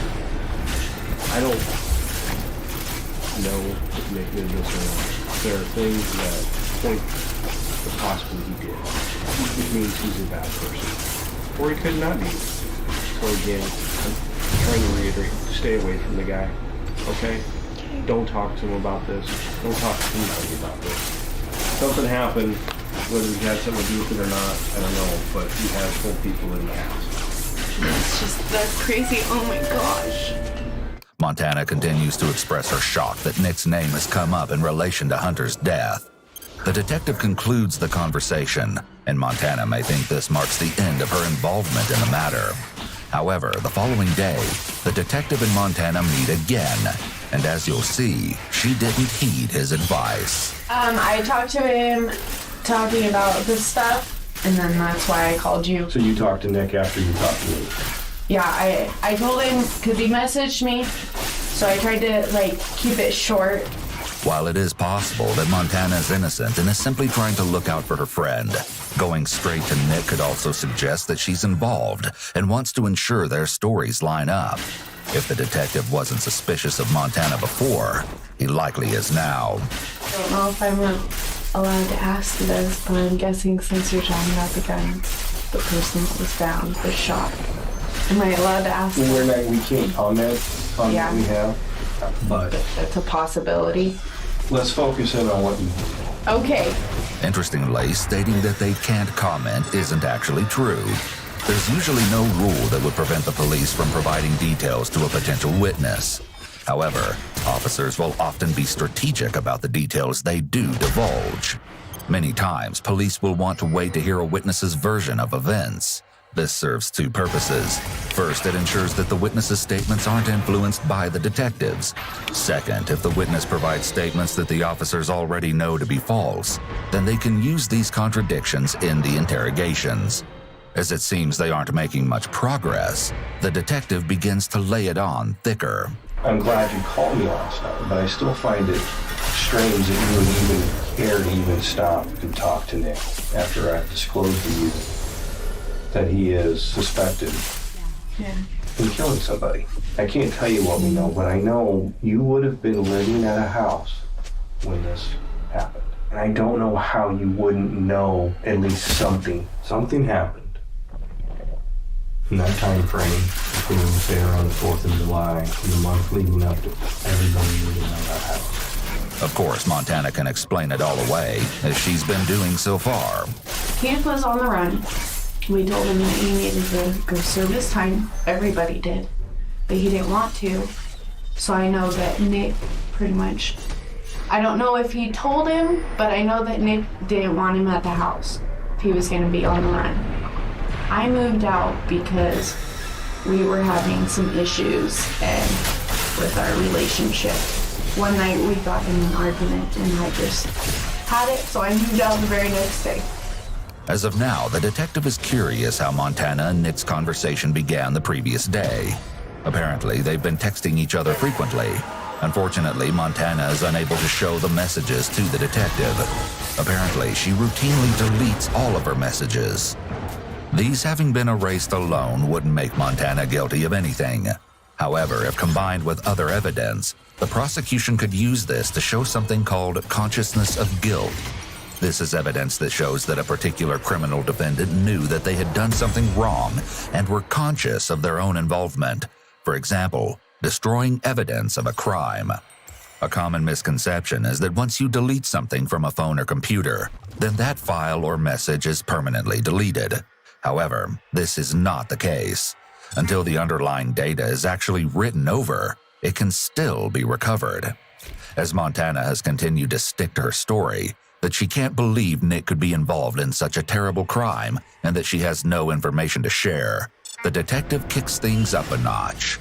And as you'll see, Montana does have some details to share after all. The truth's gonna set everybody free, okay? I know you know something. I'm looking at you right now, and I know you do. And with that, Montana makes a shocking statement. This is With this revelation, there's no question about it.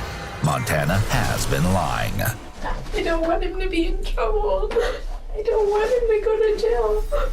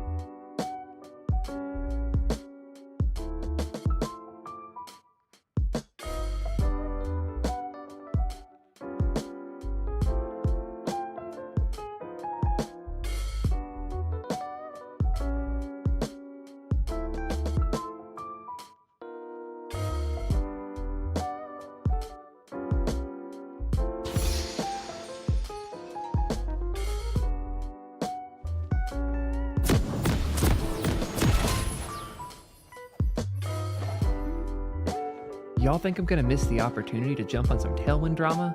Come on, you know better. So what's going on? Why is everyone talking about Tailwind? Well, to be honest, there isn't very much reason. What happened was a Tailwind fan made a tweet about how they break up large classes into smaller lines.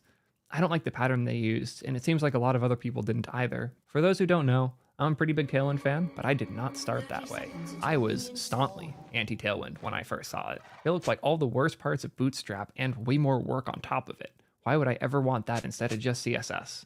Well, it turns out, once you figure out Tailwind syntax and start to understand the design system underneath it, you end up moving so much faster. Some of my coworkers really wanted to use Tailwind for a project, and I didn't initially. And after about a week of them pushing it and me getting my feet wet, I ended up really liking it. When I saw how well the Tailwind team understood styles, CSS, and my needs as a developer, it became an obvious thing to reach for so many people, including all of Hangouts, obviously. It doesn't mean that Tailwind solved every problem for every dev, but it does mean that a lot of the Tailwind haters haven't used it enough to realize they might actually become huge Tailwind fans. I think it's a huge part of where the divisiveness comes from. There's a lot of enthusiasts that see ourselves in these Tailwind haters and want to try and convince them over the hump. And on the occasions where a Tailwind fan runs into problems and wants to ask for help, there are attempts to start conversations around how to do things better in Tailwind, get put into conversations about how Tailwind is evil and ruining web dev. I would say that at least 70% of the devs who push back on it haven't gotten over that usability hump and haven't hit that flow where you really feel the benefit of Tailwind. And even after years of styled components and SCSS and almost a decade of CSS experience, I personally had never felt as fast as I did after 1 week of Tailwind. Do you know what was worse than 10 years of CSS? Recording this video 6 times. I can't believe I have put all this effort in, and you still don't hit the sub button. How are you this far in? How have I put this much effort in? And less than half of y'all are subscribed still. Subscriptions are free. Really want to hit 100K and get that plaque already. Anyway, Chance from the Remix team proposed a way to write inline CSS that compiles 2 Tailwind classes that then compiles into Tailwind CSS that looks interesting. I don't think it's for me at all, but it shows how much even CSS lovers that don't want to leave behind their favorite syntax are recognizing the wins of Tailwind. Even just the way it bundles CSS is so much better than most solutions. All of that said, there's a lot of style solutions now. A lot of them are really cool and bring a lot of value to the developers using them. Tailwind's become a norm for a reason though. Utility classes. To me, they feel like inline CSS with less steps and problems, especially the way Tailwind does it, with their limited set of well-chosen classes that are picked to go well with each other. All of the padding numbers that are available, all of the colors that are available, pretty much everything in the system is meant to work well together. So it's hard to design yourself into a hole where everything doesn't match or there are colors varying all over the place. You can do it, but it's much more work and usually requires those brackets. There are clear benefits to the way Tailwind has built things, both in their design system aspect and in the actual technical performance of Tailwind. And on top of all of that, developer experience is best in class.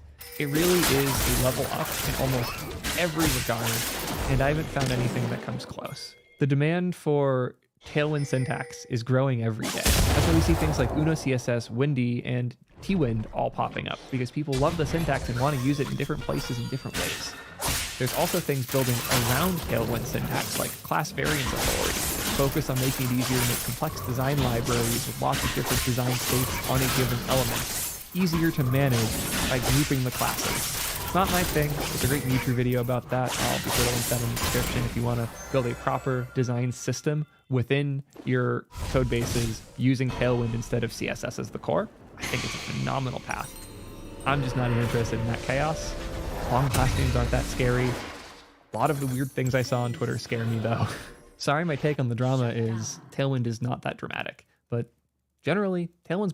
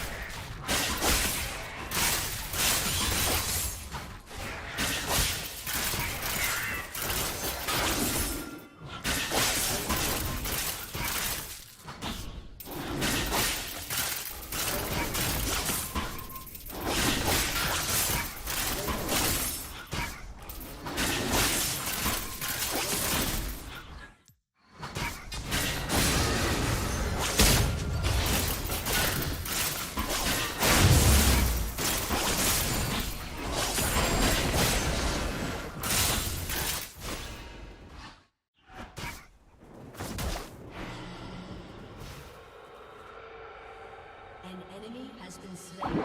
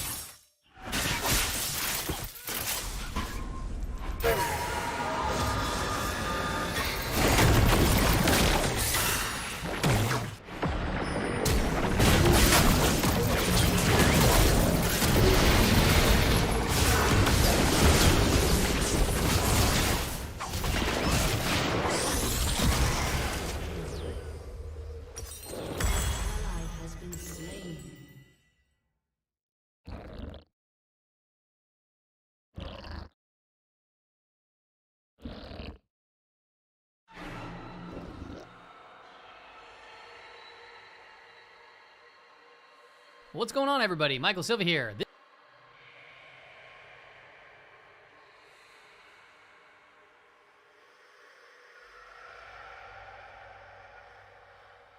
America's biggest banks are girding for a recession, but are not feeling one yet. I say really, because big banks are setting aside $4 billion for a recession, but investors see no problem with that at all. The banks are just overreacting to what's going on in the market. Now look, when it comes to banks' earnings, we have the good, we have the bad, and the ugly. I always say, I don't like investing in financials at all. I've never seen much attractive investments at all. But if you must invest in one of them, pick the top criminal organization of the law, JP Morgan Chase, aka the lender, because JPM is the investment corporate among banks. Revenues, profits, everything's good, but they say that a mild recession is now the central case. So Mr. Hurricane is now being downgraded to a tropical storm. And I say when Mr. Hurricane says he's downgrading his bearish outlook for the economy, prepare for a tsunami. Now we talked about the good, here's the bad. Citigroup fourth quarter profits declined by 21%. Nothing to see here, right? The economy's fine. We're just going to have a soft landing. Inflation is dead. It's over. Here's the other. Wells Fargo shares fall, at least they failed, until the geniuses bought the dip, because their profits were cut in half. Whoops. And the reason is they're setting aside a lot of reserves for the worst case scenario. Now you put two and two together, Wells Fargo just announced that they're getting out of the mortgage market, at least for now. They know that there is a massive bomb about to be detonated in the mortgage market and the housing market in general. Doesn't matter. All of these geniuses with good mortgages, they cannot be afforded. Once they lose their job, and they will, you'll see epic disaster, the likes that we have not seen since the great financial crisis in 08-09. Now again, here's for you,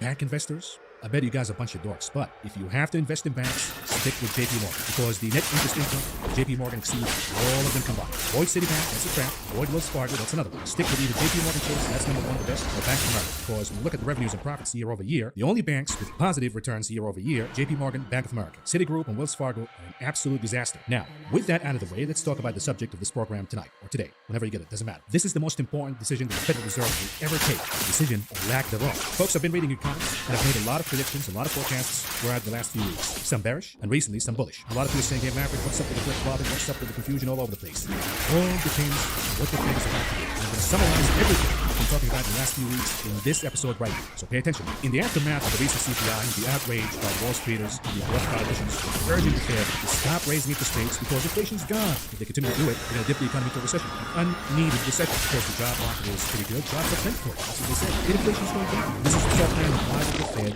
ruin the party? So the Fed has two choices. Either listen to these call-outs, the second or success. Perhaps pause, please. Choice number two. More power to listen, but take some notes. Stick to the plan until the job is done. What is the job is done? It means inflation is gone for good. Now, if you know anything about Economics 101, if you spent at least 5 minutes in a history class, you know every major inflation cycle ended up in a recession. There hasn't been a single case we've seen inflation as we're seeing today, and everything ended up where everybody lives happily ever after. Because to kill inflation at this stage, when you're too late for the people, you have to resetting the cycle means dipping the economy to recession. Only proven way so far to get rid of inflation once and for all. Now, with that understanding out of the way, let's play some scenario analysis. Let's say the Fed buckles and says, okay, we've done enough, now it's time to pause, perhaps ease interest rate hikes, even cut. What's going to happen? The equities market will rally by 8%, and the dollar is going to plummet big time. Now, why do I say that the stock market is going to rally by 8%? Remember, I issued a forecast. I said in the bullish scenario, the bulls will make it above 4,000 in the SPX. They will crack above the main resistance line, the sloping line that you see. Once that happens, everybody and their mothers will become bullish again. And this rally could take us all the way to 4,325.28, and that could be a rally worth about 8% or so. Now, here's the problem. If we have a stock market rally of 8% and everybody says that the bear market is over, here comes the new bull market. And the dollar on top of that plummets big time. What are the end result of all of this? The answer is financial conditions will ease and inflation will rebound. Because when the stock market rises higher, that loosens financial conditions. confident, they start spending in the economy again, they start borrowing, etc., etc. When the dollar goes down, that's inflation, because commodities are traded through the dollar. The value of the dollar goes down, demand rises in commodities overseas. It's inflationary because it pushes the prices of commodities higher. And so long as the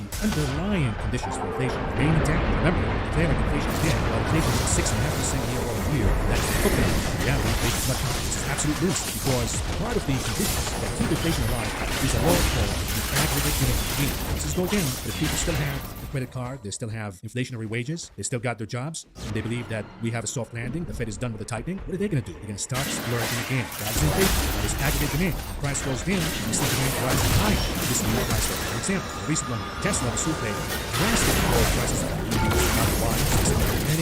people are now stampeding these souffles like they're going out of stock. Even I'm thinking about buying them. I'm not even a fan of this one. It could be a good business decision. If you buy it right now, then demand increases later on, you can flip it for a profit. This will happen with housing. This will happen with appliances. This will happen with used cars. This will happen with everything once again in scenario number one. So what is the end result of all of that when financial conditions ease and inflation rebounds? Well, the Fed will have to come back again and raise rates, this time around more aggressively. What is the problem with that? Hold that thought and revisit it in a minute. But before we do that, let's talk about scenario number 2, which the Fed says, you know what? I don't care about you whining and bitching. Jerome Powell is now Dark Powell, and he doesn't care. He wants to get the job done, even if it means losing your job, even if it means losing your life. If that is the case, then my initial analysis and forecast takes place. Stocks will plummet by 20%. I'm not saying that like this. This is the monthly chart for this because we have a defined trend line that goes all the way to 2009. The market is not going to reach this level. If it continues below it, this would be a good point for a debate and a reassessment, whether it is a bottom or not. But the stock market is not a bottom for this line. This major trend line that the Fed continues to go down.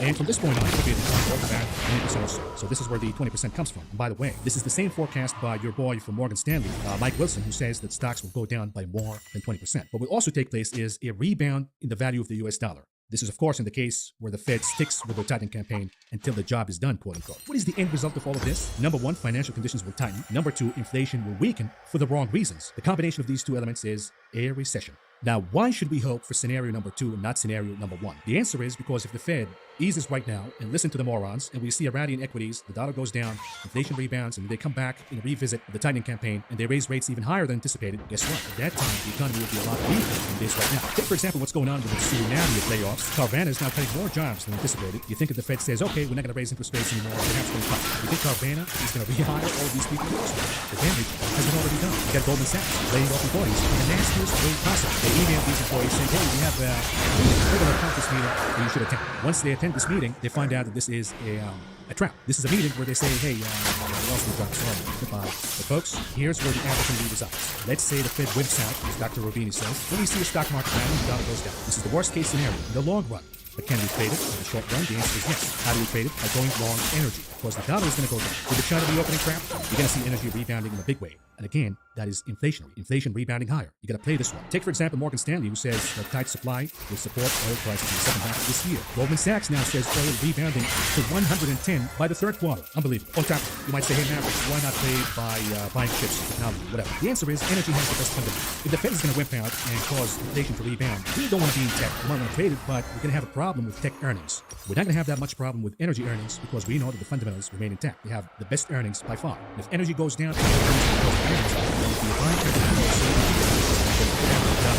in summer, ladies and gentlemen, when you comment on this channel and you say, Maverick, you're all over the place. Might be, you might just follow the scenario based on what the Fed is about. Who knows? Number 1, you can trade technology, high beta names higher, but you might want to find a different energy. That would be the need. Then, of course, one of those readings of the CPI, when you see a major rebound, oh, whoops, inflation went higher again. And that would be the moment where equities go down across the board in a big way, because we realize at that moment that the Fed will have to come back with more aggression. And this time around, the economy is more damaged and wounded. Scenario number 2, stick to the plan. You see the graph of the stock market. Now it's going to be down. You want to be in energy here. You want to be in the recession type stocks. The stocks that everybody's dumping about, value, healthcare, consumer defensive, and utilities. You want to be in the most boring stocks ever. Anyways, like clear now, is this easy to understand? It's not, that's your point. Now let's move on to the stock market. In closing things since last Friday. And here we go. Let's go down. Let's go down. Let's try to top by 100 votes. 64.8. That's actually 78.05 points. So again, 0.70. There's some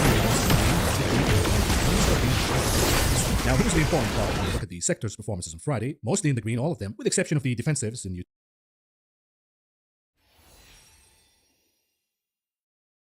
Given Taylor's age. Nick was not in there? No. Do you know that he left? What? Do you know that he left? I mean, yeah, I guess because I didn't see him there. I didn't know he was leaving. Okay. To tell you the truth, I really don't know the exact times. Okay, that's fine. I mean, I didn't have like a clock I was looking at. Oh, yeah. Taylor is displaying some behaviors that indicate he's feeling anxious, such as holding his hands in front of his torso and frequently touching his face. However, given his young age and the fact that his friend's family was just found murdered, it would be understandable that he's feeling anxious. Although some dismiss body language analysis as pseudoscience, it's used by the FBI and CIA during interrogations. When the CIA is interrogating an individual, they look for clusters of 3 or more indicators that occur in either quick succession or all at once. These indicators can be signs of discomfort or uncertainty in what the individual is stating, rather than indicators of deception. It's extremely important to note that you cannot detect deception through body language analysis alone. We pick up where the detective is explaining to Alex the utter magnitude of the horrific crimes. We haven't figured out by now something really serious has happened to the Browning family. You're 15 years old. I need you to be 100% honest. The other boys have been honest with me. You can't take up the line. Okay? Yes. By telling him that the other boys have been honest with me, the detective is trying to ensure that Alex is telling the truth. If he thinks that the other boys told the detective everything, he'll feel pressure to do the same. If he denies something, but the other boys say it happened, he might be afraid he'll get in trouble with the police. I'll ask you to take me through the last 28, 29 hours. What's been going on? So you guys, from what I know, all spent the night over at Raftings, right? Yes. What do you guys do from there? Alex begins to give his account of the previous night, which seems to be consistent with Taylor's account.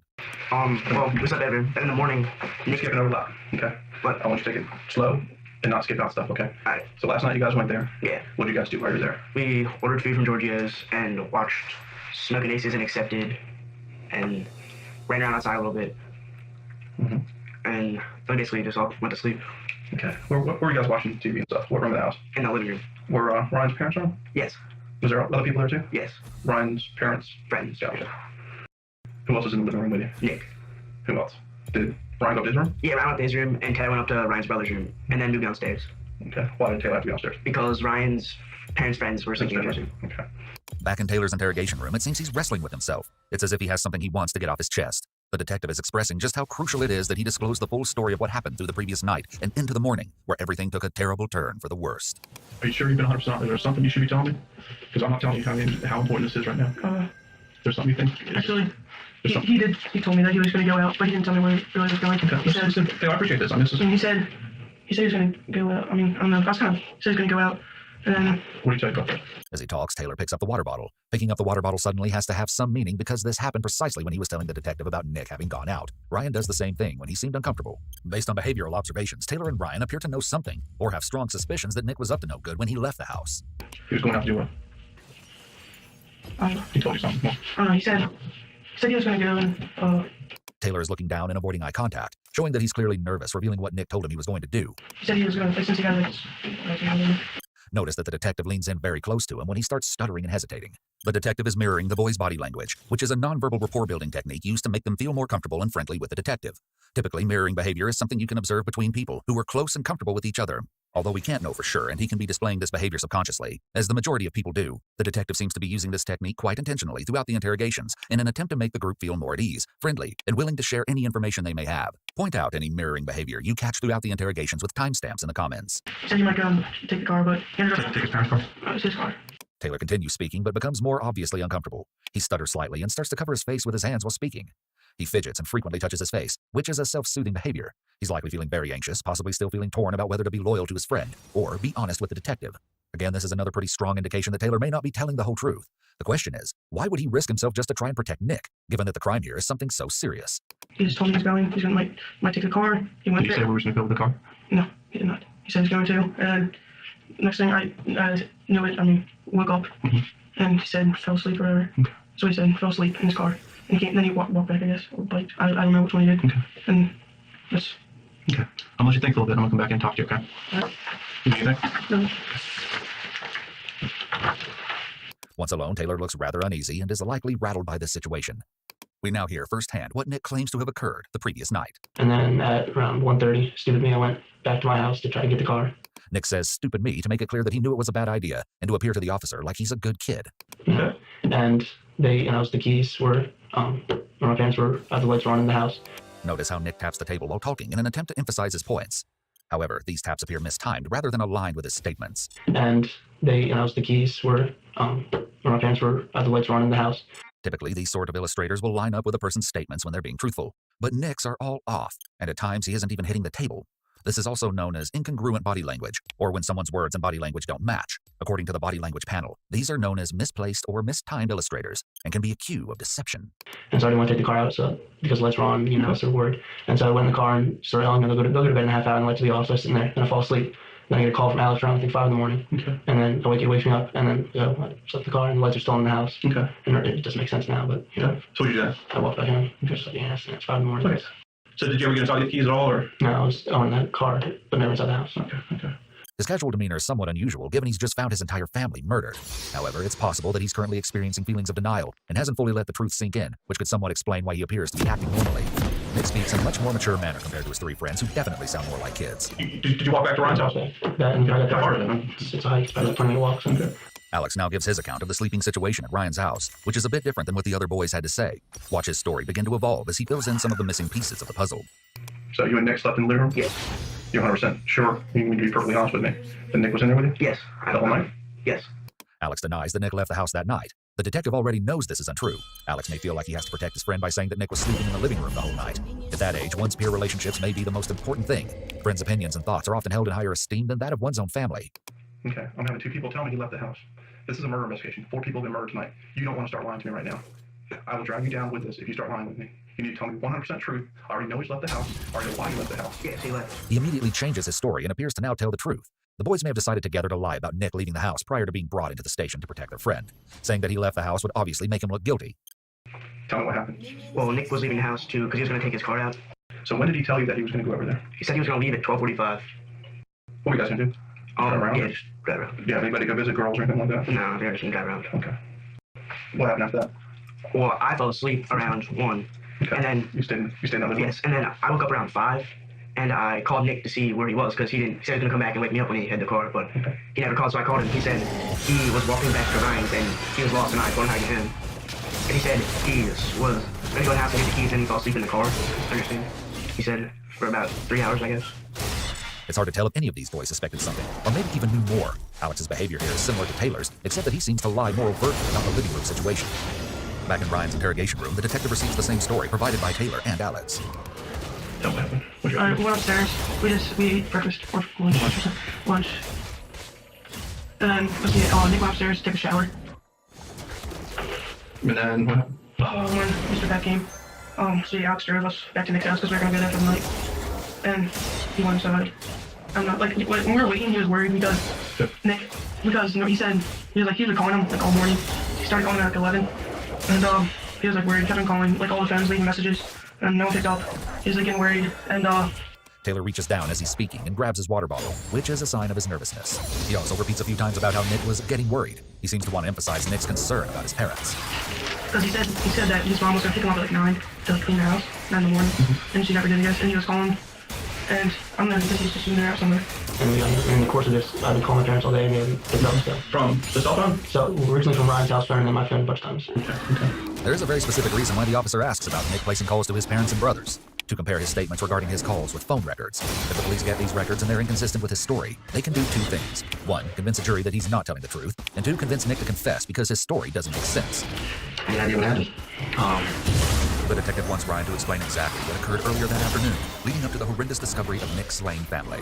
Me, Taylor, Nick, and Alex were at the mall. We came home. Mr. Pat drove us to Nick's house because we were going to be there tonight because they were all at my house last night. And when we got there, Nick was already worried because Nick's parents always call him and stuff and check in, and they haven't since he hasn't talked to him since 6 yesterday. Okay. And he's getting all worried. So when we got back there, he was just all sketched out about stuff. He's holding his hands in front of his body as he describes what happened, which could be a self-soothing position. This is likely the first time he's been in a police interview room, so it's understandable that he may be feeling anxious. They begin to discuss the 4 boys' arrival at Nick's house earlier that afternoon, after their trip to the local mall. So you guys get to back home. What happened then? Then I open the garage door. I walk inside. How do you open the garage door? How do you do that? That's the code. Is there? Oh, okay. For the outdoor, right? The garage door opens. Okay. And so I walk inside, and then the door's locked, which is weird because one of my parents locked the door. Which door? The door in the garage. Kitchen? In the kitchen. Okay, from the garage. That was locked, so I figured it would be locked, but it wasn't. So I walked in, and I saw my father on the couch, and that's sort of. What did you say about that? I missed off, but what did you say? I saw he was on the couch. There was on Christmas. It's notable that Nick doesn't seem the least bit upset or emotional while discussing finding his entire family murdered, or when he saw blood on his father's face. This would have been an extremely traumatic event for him, so it's surprising that he doesn't appear to show any signs of trauma. He hasn't cried, expressed shock, or even been at a loss for words. He does lower his voice and mumble a little, but this change in volume and speech may be out of fear and not wanting to discuss the crime. It's possible that he's keeping his emotions inside or putting on a brave face. We don't know his typical behavior, so keeping his emotions inside may be normal for him. Okay, what did you do after that? Then we talked to Mr. Smith and he came in the house. Okay. He called 911 and I went upstairs with the rest We don't know Nick's diagnosis, but this lack of emotion, despite talking about his entire family being dead, is typical of individuals with antisocial personality disorder. Please note that the people involved in this case have not been formally diagnosed with any mental illness, and the psychological analysis is not based upon a formal assessment. We discovered his dad on the couch, like bloody, his face was really pale. And then we got Mr. Pat, who's about to drive away. He came in and then he pushed us away from the dad. So Nick went upstairs, found his mom in the master bedroom and his two brothers in their bedroom, like all bloody. And I was up there too with him. And I was down the hall and I just took Nick and just brought him outside. Okay. Alex gives his take on the disturbing discovery of Nick's deceased father. I just stayed right by the stairs when you walk in. I didn't want to see anything. Okay. And Nick just said he saw blood. And then right when I was pulling off, I stopped him. Did you see his dad or anything? Yeah, I saw him on the couch. So I ran outside and got Mr. Smith. Okay. And he came in and he's like yelling. He's like, John, are you okay? And so I gave Mr. Pat the home phone. And called 911. And Nick went upstairs and looked in his brother's and mom's room. And they had like blood on them. You said Nick ran upstairs? Nick went upstairs. Nick went upstairs? Yeah. We wanted to see where everyone was. So we all went outside. Mr. Pat was on the phone. When you went outside, where'd you go? He stood behind Mr. Pat's truck. Did you guys go to the back of the house at all? Yes. We all ran around back. What'd you see back there? We were going to see if there's any signs down there. So he opened the door and he saw the Xbox and Who's he? I'm sorry. Nick. Okay. He saw the Xbox and the Wii like on top of each other on the pool table. The Xbox being left behind makes a robbery much less likely, as that's something a burglar would likely take, especially if it was sitting out so visibly. Burglars also rarely kill their victims and will more often than not leave if they discover the house is occupied. Alex clears up details about Nick's outing in the very early morning hours that day. His account is about to further incriminate his friend Nick. As far as you know, did he tell you he was around at all last night? No, he said he didn't know. Okay. But then today at the mall, he said he couldn't get the keys and he pulls the car keys out of his jacket. And he said he said they were just in there, he didn't even know. In his pocket? Yeah, in his jacket pocket. Okay. Nick had alleged that he never got the keys or entered the house, which is now contradicted by Alex. Is everybody else in your family? Yeah. Okay. How about grandfather or grandmother? Grandfather lives in Deep Creek. Does he live there or is he just there for the weekend? He lives there. Full time. My grandmother lives in Elkins. How old is he? Your granddad? 73. Because I wanted to come. If I asked him to come here for you, would you do that? Would you? Well, they come down to stay about 3 hours. I understand. But when you come down. Nick is laughing with the detective and seems almost lighthearted. Most people would certainly lack the ability to laugh so easily. However, people can process trauma differently, and it's impossible to know how Nick is truly feeling inside, as many individuals are very good at hiding their emotions. All right, let me work on that real quick. I'm going to have somebody talk to him. Do you need anything else? Before leaving the room, the officer asks Nick if he needs anything. This may not seem particularly important, but the officer is trying to build rapport with him. By getting him to believe that the officer is on his side, he will be more open when talking to him. Some food would be nice. Food is it? Check our restaurant here. It's all we eat junk food here. Is that okay? How about some drink? Soda would be great. His request for food is surprising, as most people would lack an appetite after seeing what he witnessed hours before. Given the situation, this could indicate that he's emotionally disconnected. Nick is likely feeling more comfortable now. The detective has been friendly and joking with him. There's been no suggestion or hint that he may be a suspect. He may even feel that he can let his guard down. As it's becoming more clear that Nick is likely the prime suspect, Taylor sheds some light on Nick's home life. From the outside, it appears Nick has everything going for him. However, we learn things might not be as great as they seem, and Nick has been getting into trouble. Did he say anything to you about anything? Has he had any issues with his parents lately? No. I mean, I think he got in trouble like a couple of months before. Doesn't change it. This is the first suggestion that there may have been some issues between Nick and his parents. Still, it's pretty common for teenagers to clash with their parents. However, this could be seen as a red flag, as teen drinking could be a sign of behavioral problems and issues in the household. At 15 years old, Nick is still in his early adolescent years, so drinking at this age could definitely be more of an indication of behavioral or mental health issues. In other words, it could be considered more concerning when a younger teen starts drinking, as it could also be an indication of conduct disorder, which is often a precursor to antisocial personality disorder. Conduct disorder is a behavioral and emotional disorder that can occur in children and teens, and usually includes a pattern of lying, rule breaking, aggression, and destructive behavior. Did you see a gun with Nick at all last night? Did you have a gun? No. You sure? No, that's not what Did you say you talked about a gun last night? No. Are you 100% positive? Yes. Okay. Have you touched a gun in the last 24 hours? No, that's okay. No, man. Has Nick ever said anything about his parents abusing or mistreating him or anything like that? Taylor appears confident in his response when asked if Nick ever mentioned being abused by his parents. My partner ran out to get food, so we got some time. The detective comes back and acts very friendly, asking questions unrelated to the crime to rebuild rapport with Nick. He wants him to get comfortable talking with them because once a suspect begins talking, it's much easier for them to continue. It will also help him to let his guard down. How you there? Good. Good student, or? Yeah, good student. Like, good student. How's the golf team? Good. We won counties and then lost regionals, but yeah, good team. You can see Nick smiling. His demeanor is extremely troubling and unusual for someone in his position. Nick is frequently touching his face, which can be a self-soothing behavior. Even though he appears to be chatting normally with the detective, it's apparent that he's not truly comfortable with the interview process. How about your dad? What do you do to him? Lawyer. Or can I rent housing? The detective asks him about his father in a very casual manner to see how he responds and to gauge his feelings towards him. He's trying to see if Nick's response aligns with what his friends will say. What farm was in Mother McLean Reed? What do they do? How long? He's a business lawyer. How long? She had a property management sort of side business, more stay at home. Oh, that's cool. You get along with them, okay? Yeah, great. Okay, just try to get to know. It seems like he wants to avoid discussing any issues he had with his father to remove a motive for him being the killer. Got any enemies or anything? Enemies or problems at work? No, I don't think so. The officer isn't asking these questions because he actually thinks enemies or problems at work caused the murders. Rather, the officer is once again trying to get Nick to let his guard down by making him believe that he isn't a suspect. Ever talk about anything that's going on at work that... not in bad sense when we talk about work, but nothing. Did he have to travel at all, or is he... Pretty much here. I mean, last time we traveled was actually with me down in South Carolina, which was a family matter. He just not really traveling business. Okay. Oh, so he wasn't having to go to other businesses around there? Pretty much all the way there. The mom was there all the time? How about your brothers? They both went to Cox Middle School. How old are they? 8th and 6th grade, so 13 and 11. Is there anything else? He's not going to put you in anything, is he? Is he going to say that you got involved in anything? No, I didn't. He's not going to say he told you? He did not tell me. The detective knows Alex already lied to him once, so he needs to apply a little more pressure like he did with Taylor. It's noteworthy that the detective basically takes an identical approach with all the boys. Are you 100% sure? I don't want this to come back and bite you. I'm 100% sure. Do you know anything else you should be telling me right now? No. I'm going to let you think about it. Well, make sure. Because this could come back on you hard. Yes.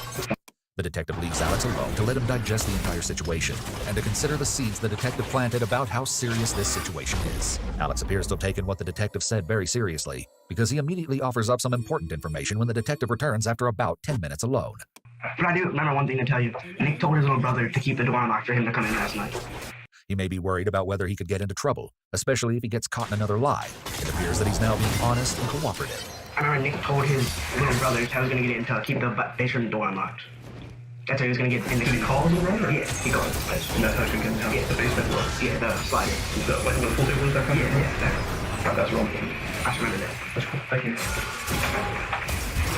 The detective returns to confront Taylor with one of his lies to further impart on him the fact that he needs to be totally truthful. Do you remember one time Nick calling his little brother? Yeah, he calls brother. How did you make up? Yeah. That's stuff, man. You can't keep doing that to me. You gotta be honest with me. Okay. I don't think I'm gonna have okay. Anyway. What you think about it? Just some 4 people in the house. 2 boys, 1 dad. Yes. There's nothing more serious than this right now. Okay. Think about it. I'll be back talking a little bit. Don't let you lie to me. You don't want that to happen to you. I thought you were talking about after. Okay, I understand. I'm sorry. Taylor's claim that he misunderstood the questions may have been true, but either way, he appears to be even more nervous now. Again, the detective leaves him alone. When you got home with Mr. Smith, right? You went upstairs and you guys went outside apparently? Right, went outside. Where did you go? Went out to the back and that door was unlocked. It was unlocked? It was unlocked, the basement side door. Is that characteristically locked also, or do they always? 75, that's not, because that's sort of more the kids, basements. That's probably, okay. It's more or less, it's not locked as often. Okay. Man, if you had to make a guess how someone got in the house, how would you? When did you see your parents last, or talk to your parents? When did you see your parents last, I should ask? They dropped me off at Greg house. So Greg was in the car with your parents when he dropped you off? The car doesn't stay at the house. Okay. You got dropped over at Ryan's house. It's shocking how casually Nick is talking about his parents and brothers, given that he just found them dead. Okay. Did you talk to him on the phone at all that night? The plan was they were going to pick you up at, I think, 9 o'clock next morning. Okay. What was that? You guys had something to do, or? Just clean the house, actually. Yeah. Did you talk to your brothers at all? No. All right. Okay. What time did you start calling the house? First call, I think we called just because the kids were to come over tonight and we said, we'll get together. And I called it about 10 o'clock in the morning. Oh, this morning? This morning. Okay. His house phone. and I called their cell, where I called all the numbers. Greg's cell, my mom's cell, dad's cell, or even our deep freak house. No, probably. It doesn't really make sense that he was apparently so worried about his family that he called multiple phone numbers to try to get a hold of them, even the home phone of one of their other houses. But he didn't just go down the road to see if they were at home. His friend's house was close to his own home, so he could have easily walked there to check on his family much earlier in the day. Did they try to call you at all last night? Nothing that you missed or a message or a text on yours? Any text from them or whatever? Okay. So what time do you think you left Ryan's house to go back to the house, get the car? Do you guys guess? 1:30. I never leave the clock. 1:30. How long did it take you over there? I'm not sure. I got lost in there. I guess around 3. Nick claims he left Ryan's house at 1:30, which is about an hour later than what the other boys told the detective. He also states that he didn't get to his house until 3 a.m. He may be intentionally giving an erroneous timeline, so it doesn't line up with him being at the house when his family was killed. I noticed that we're being told there's a gun locker in the house. In the basement. What kind of guns your dad have? 2 pistol, 40 caliber, 9mm, a little. Do you know what kind of one? I mean, do you know guns at all? Yeah, a little Smith & Wesson, 2 Smith & Wesson. One was a gift from our uncle who put the pistol they use on going 7.47 things. Okay. So one of those, and then 30-06 rifle, a couple shots, finds. You guys hunt at all, or just? He hunts. I found a couple times. More clay pigeons. We shoot those up at Deep Creek. Okay. So pistol-wise? 9mm, 40 caliber. Is it something 38 special. Is it a revolver? I mean, it's different. It's a revolver. It's a killer shroud, and there's this World War II old pistol. Okay. With this question and his answer, the police officer is establishing that, at the very least, he had enough knowledge of the gun locker that he could potentially use the guns inside it. This adds to the likelihood of him being the shooter. So there's 2 lockers, is that true? Yeah, it's the rifle case, and then there's the ammo / pistol case thing. So it's 2 different cabins, I think, And I asked before, do we know where the keys are to the... But you don't have an extra setting that you can get it to us, but... If I had to get maybe his dressers next to his bed, might have it. But you don't have anything? Not that I know of. Okay. In his room alone, Taylor is showing signs of both stress and impatience by pacing and tapping his fingers on the table. Anything else we need to talk about? Yeah, I think I remember like the times when you were talking about like abusing, like he told me that his dad was sometimes would say something like, I don't know, when he got caught drinking or whatever. And his dad was like, said something like a failure or something. So did you grade him and stuff? Yeah. How did Nick do in school? I think he does pretty well. He takes some like AP classes, mostly GT, I think. Okay. Nick was likely smart and a good student if he had AP classes. Drinking is a behavior that doesn't typically align with the profile of a good student, but oftentimes high-achieving students can put excess pressure on themselves to perform, and thus seek out ways to cope with the emotional stress that results from that excess pressure. Sometimes these types of students have parents who set excessively high expectations for their academic achievement. Did he talk about anything about his parents? No, he didn't say anything. Did he talk about having issues with his dad or anything? No, he said his dad's like really like hard on him though. Alex also hints at a troubled relationship between Nick and his dad. However, this may be true in a number of families with teenagers. What kind of guy is Nick? He's a nice guy. Is he obsessed with guns or anything? Does he like guns? Yeah, he has a lot of airsoft guns. How about real guns? Do you know if he ever go shooting with his dad or anything? No, I don't think he's I don't know. Did he talk about a gun last night at all? No. A real gun? No, he didn't. You ever seen him carry a real gun? No. You said you had a good relationship with dad. Was he hard on you at all or anything like that? Like most, I mean, we've had our issues. Your friends ratted you out when you said you got caught drinking? Yeah. By saying that his friends ratted him out, the detective may be trying to do 2 things here. First, show Nick that it's okay to admit mistakes he's made in the past, in the hopes that he may admit to other mistakes he's made in the past. Second, implicitly indicate to him that his friends have information about his past mistakes that they are willing to share with the police. What happened there? There was actually twice. One time I got caught in a friend's house, and then there was a ski trip. This was actually about a month ago. Yeah. Ski trip up to Vermont, and I stupidly brought some stuff, and they found it. Your parents want to ski trip with you? No, they found it in my bag before we left. Okay. He reveals that he had been in trouble recently, but acts as though the relationship with his parents is pretty good. Still, this indicates that Nick seems to have a pattern of disobeying the rules. It's possible that he may have had addictive tendencies if he's bringing alcohol to take with him on a trip.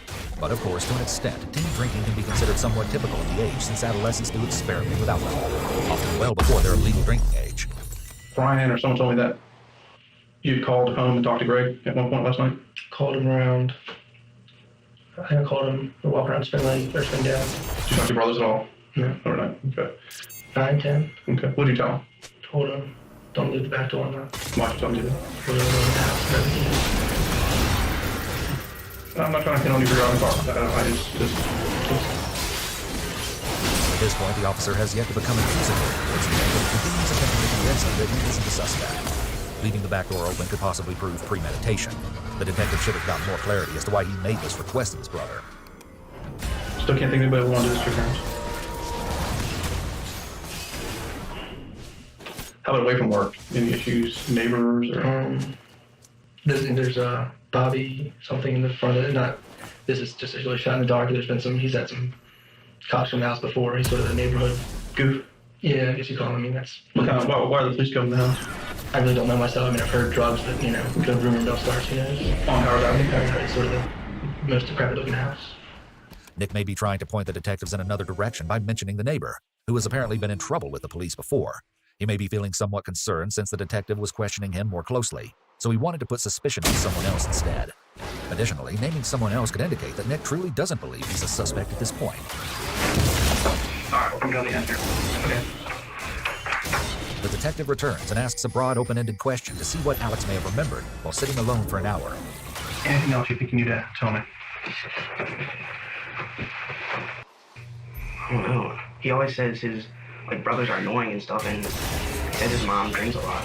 That's true. It can be a red flag when there's a parent in the home that might be abusing alcohol. There's an impact on the whole family system when there's a parent who abuses alcohol, including the other parent, Nick's father, who may feel he has to compensate for the mother's absence. If this is true, and it's not been confirmed to be, this could create stress on the family as a whole. Okay, how about the father? I don't know. He just says he's really hard on it. Yeah. And I guess he calls him Hitler. I don't know. Calls him Hitler? Yes. He's really hard on it. And you sure he didn't lay on it? What was going on last night? No, he said nothing. Okay. Alright. Anything else? You gotta tell me what's the joke. We're gonna start talking to Nick now. I'm not gonna just why I want him to come back and say, I told them this, I told them that, or because that just thinks something different. Up to now, you've been perfectly honest with me. I just don't want something coming back on you guys when you've been trying to think. It's about Alright, then we're gonna get you out of here then. Oh yeah. Get your ride, you, Taylor, and your dad, and Ryan. Alex, Ryan, and Taylor are all allowed to leave the police station and go home, while Nick remains alone and continue answering questions. Get ready, because this is where the case really goes off the rails. Alright, we'll get you actually for some food here for you. Where are my friends, by the way? Do they go home or home? Parents down. We have the other parents come get them. Okay, so you're it? Yep. Alright, I'm sure. From Nick's perspective, he likely doesn't think that the police would provide a meal to a murder suspect, and this puts him further at ease. However, this is actually a common tactic when interrogating someone. People are more likely to open up when they're at ease, and people are more at ease when they're fed. Alright. Thank you. No problem. Make something a little better, okay? Thank you. Anything else? We have had everything? The detective leaves him alone to eat the food he requested. After everything that's happened to his parents and brothers, Nick is able to eat a burger and fries. After he's done eating, Nick moves to a different chair and lays down with his feet up. This shows he feels at ease and relaxed, which is abnormal. It also shows a disrespect for authority. Most 15-year-olds would be afraid to put their feet up and lounge back like that in a police station. He's acting like this is his living room. This could be an indication that he completely does not care about the serious events unfolding all around him. This could also be an indication of a sense of entitlement. Again, this shows a complete lack of concern for what has happened to his family hours ago. Nick has been left alone in the room for over 25 minutes. Hey Nick, this is my partner. Nice to meet you. The officer re-enters the room and introduces his partner, another police officer. I've been a cop a long time.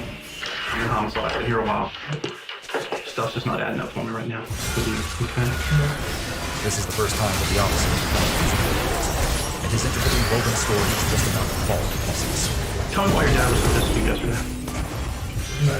All your friends are saying that your father was uncharacteristically livid with you yesterday. The detective may be lying to him about his friends saying his dad was mad at him yesterday, as that was not mentioned in any of the 3 interrogations. The detective likely wants Nick to believe that his friends turned on him, so that he will feel he has no choice but to admit the truth. Well, I mean, that's what he was some parents What now? Yes, he dropped at Fingal's house. He went to the door and made sure the parents were out. Okay. But everybody's saying that he was ticked off. What was he mad about? He wasn't mad. Is there a reason he would say that? What? Is there a reason that they would say something like that? He's not nice though, I don't think. They said it was uncharacteristic for him that usually when he does see them, he's always pleasant. That's why this particular moment stood out to them. Well, I mean, they didn't see him. There was one person, Brian Bengals saw them, so I'm not sure what they're basing their experience. I'm just telling you what they're saying. They didn't see him except for So you're saying he wasn't upset? Yeah, and even if he was, they wouldn't have seen it. It all would have come through me, what they so. But Nick, things aren't adding up here.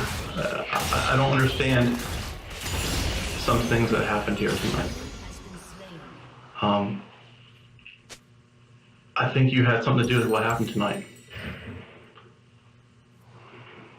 If he were innocent, you might expect him to immediately and strongly deny killing his family, but he's silent. His mind is likely racing, as he may have thought he got away with it since the detective was so personable, and the interview was very non-threatening in the beginning. I think that you killed your family. And the thing is, the more you lie, the deeper it gets. The implication is that if he were to come clean, he could receive lesser punishment, and that if he lies, his punishment will be worse. Nick has already waived his right to remain silent and hasn't since invoked that right. There's got to be a reason why you did this. The officers say, we need to know why, but legally speaking, they actually don't. Although a motive may help a grieving family receive closure, proving a motive isn't actually legally required for murder. You just have to prove that the suspect killed a person and had the intent to kill that person. While it's true that judges can't use a criminal's honesty in determining an appropriate punishment for first-degree murder can only be so lenient. So the officer's statement isn't entirely accurate. Even then, it's actually not illegal for a police officer to lie about the effects of confessing, so long as the suspect has waived his rights. Your family, we need to know what happened here. Look at this. There were happier times. The other detective holds up what is assumed to be a family picture, likely trying to appeal to Nick's emotions. Nobody broke into the house last night. Yeah, it had to be you. Nobody else did this. You know where we found the keys for the gun lockers? Where? You tell me. You know where they are. We've searched the house? Yeah, you do. They're under your mattress. In your room. The police may not even have this evidence at all. It's a common tactic for police officers to tell a suspect that they have some sort of smoking gun evidence, even when they don't, to get the suspect to believe that confessing is their only way out of this situation. On the right side of the bed. Nobody broke into the house. You went in that house. You called and had your brother leave the door open. The officer called Craig and had him leave the door open. Because the first officer allowed him to tell his own version of events earlier, he now has something to convince him that lying is of no use. There's no other explanation. Yes, you did. And the more you lie, the deeper it's going to get for you. You're 15 years old. You really do still have a life ahead of you. But the more you lie, the deeper it gets for you. I mean, do you want people to look at you as a cold-blooded killer? Or somebody that just made a mistake? The second officer utilizes a classic technique of the Reed method of interrogation, asking Nick if he is a cold-blooded killer. With this technique, an officer suggests two alternative reasons why the suspect committed the crime, with one of the responses being somewhat more socially acceptable. Even if he admits to the more socially acceptable option, he would nonetheless be confessing. Nobody else did it. Tell me how the keys got under your mattress. Nobody broke into your house. You killed your family. The only gun missing is a 9mm. Why? Was it your father? I didn't kill him. You did. You killed your family. His denials are in a soft whisper. For the first time, he looks like the child that he really is. Throughout the interrogation, Nick is presented as a young man with a level of maturity that is way beyond his years. But here, he looks like a scared child. Why did you call your father Adolf Hitler?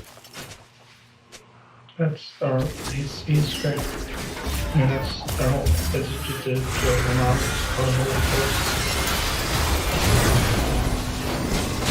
How else did this happen?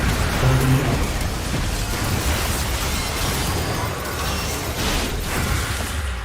It was. And saying no, it isn't going to make it go away. Right now, you're a man. You've got to mess up with it. You did do it.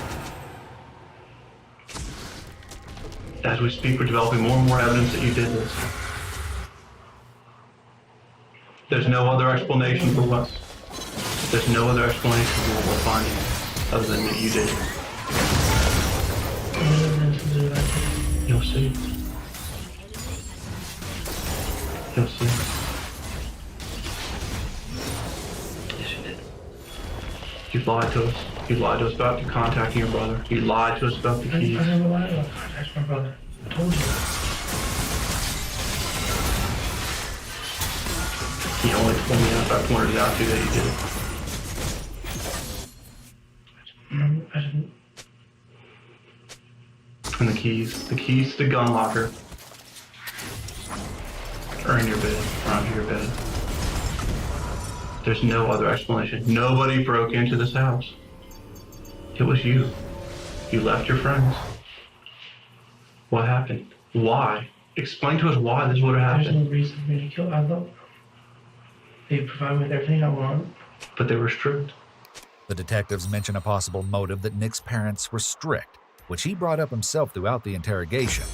The detective is using this information to see if he will downplay the issues he has with his father to avoid appearing like he has a motive. Nick is more mature for his age, so it's likely that being controlled by his parents was a significant source of stress for him. Plus, if he does have antisocial personality disorder, then there's even more reason for him to have an intense resentment towards his parents for being strict and controlling him. People with APD are extremely self-centered and self-serving. They typically like to manipulate and control other people. They certainly don't respond kindly to anyone who tries to control them. So much so that people with APD don't even respect people in authority positions, like police officers or judges. They see themselves as superior to everyone because of their grandiosity and inflated self-image. So they were strict. We talk to people every day who love their wives, love their children, love their babies, love their friends, and they sit right where you're sitting. They love them too. But things happen. We're human beings. Things upset people. And this is one of the ways that they act out. The second officer is once again attempting to use the Reed technique by saying, "Things happen, we're human beings."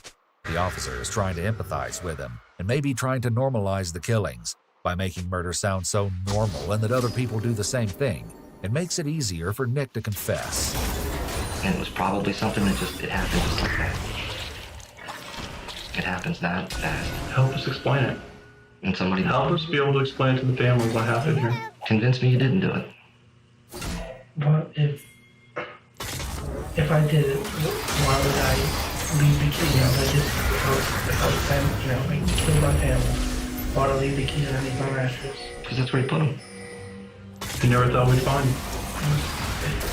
You didn't know we were turning your house upside down. Not finding things. Cell phones, all kinds of stuff. It's not the end of the world, but if you're going to sit here and lie, it's going to be a problem.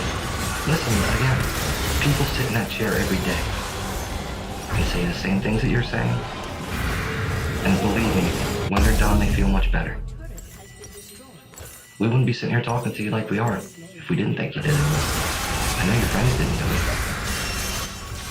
I know nobody broke into that house last night. I didn't leave the back doors open. Still, it's breaking in. Nobody did that. Your parents were supposed to come get you at 9 o'clock this morning. You don't bother going home to check on them all day. You knew you were supposed to go home and clean the house.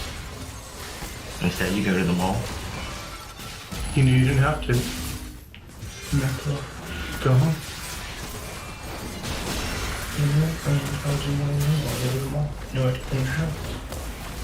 So I was going to do it. So, left messages, and this was the So why didn't you just walk in? So, then clean the house. Doesn't make sense. I know what. Because your parents are strict. Right? You knew what you were supposed to do. And yeah, my parents, but I still make mistakes. I mean, that's not a mistake. No, not the.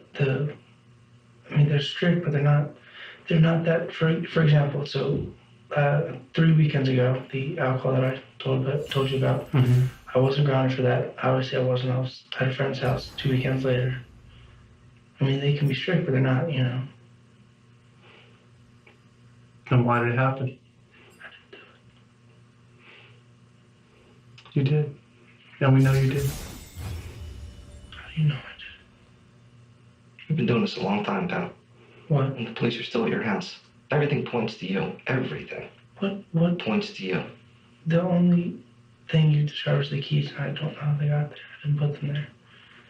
Listen, if somebody breaks into a house, okay, they're not going to go in the bedroom and throw keys under the mattress. No, I'm not saying that. The pistol was out. You put the keys there. Where was the gun? Where was the gun there? It was in the workroom. It was right out cleaning the gun. Where's the gun now? The not over there. Where's the gun now? That's another issue. There's a gun out there. Someone else could get hurt by this gun, and it's going to fall on you. There's got to be a reason why you did this. There's no reason. It doesn't make sense. It doesn't. Look at that family. At one point, there was good times. They're still good. I love them. They're dead. He mentions a few times that he loves his family. It's possible, if Nick does have antisocial personality disorder, that he made this decision based purely on his desire to satisfy his own immediate needs. Maybe he wanted freedom and wanted to be an independent adult so badly that he decided he would eliminate what was in his way. If Nick has antisocial personality disorder, then he would not react to this interference from his parents like a normal teen would. A typical teen would argue, rebel, sneak out, maybe defy their parents, but eventually they would succumb to their parents' demands. However, if he has APD, this means he's impulsive and vindictive. Rather than arguing, rebelling, or defying his parents, he would find a way to retaliate. Your brothers didn't do it. A burglar didn't do it. How can you say that? I can tell, buddy. This is what I do for a living. I've been doing it for 22 years. You know how many burglaries I've been to? You know how many homicides I've been to? I sit here every day talking to people just like you. I didn't do it. I didn't do it. I didn't do it. And this just goes on and on and on. And you did do it. If you didn't do it, you wouldn't be sitting here. I'm telling you right now. Nobody broke into that house. How can you be so sure? I'm positive. I'm 100% positive that nobody broke into that house. I've been to plenty of burglaries. I know what a burglar looks like. When you walk into a home and the house has been burglarized. Your house wasn't burglarized. This was no burglary. Nobody broke in. Nobody went in there and killed your family. You did it. And you had a reason to do it.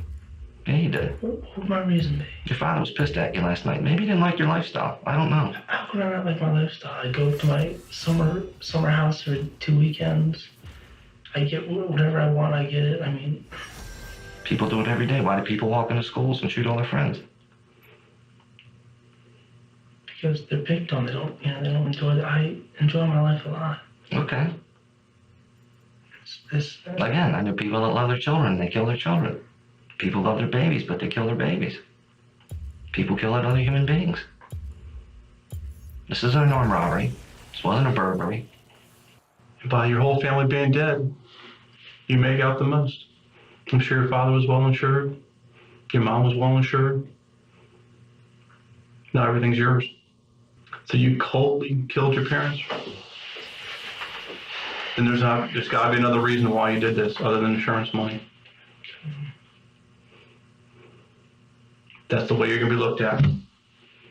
The 15-year-old killed his family for money. I didn't kill my family. Yeah, you did. We're going to do this all night, man. It wasn't anybody else but you. Yeah, you did. I'm telling you, you did. Everything about it, the way you act, you're acting as if you're a guilty man. We've interviewed hundreds of people in these rooms. Hundreds of people. And they all fit your mold. What is that mold? The more you lie, the deeper it gets.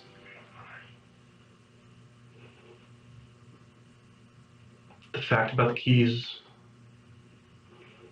I mean, you really want me to believe that someone broke into your house, found the keys to the gun locker, which you said you didn't know where they were, opened the gun locker. They didn't. I know they didn't. Let me finish. Sorry. Let me finish. Nick carefully tries to refute the detective's claim that he had the keys to the gun safe under his mattress.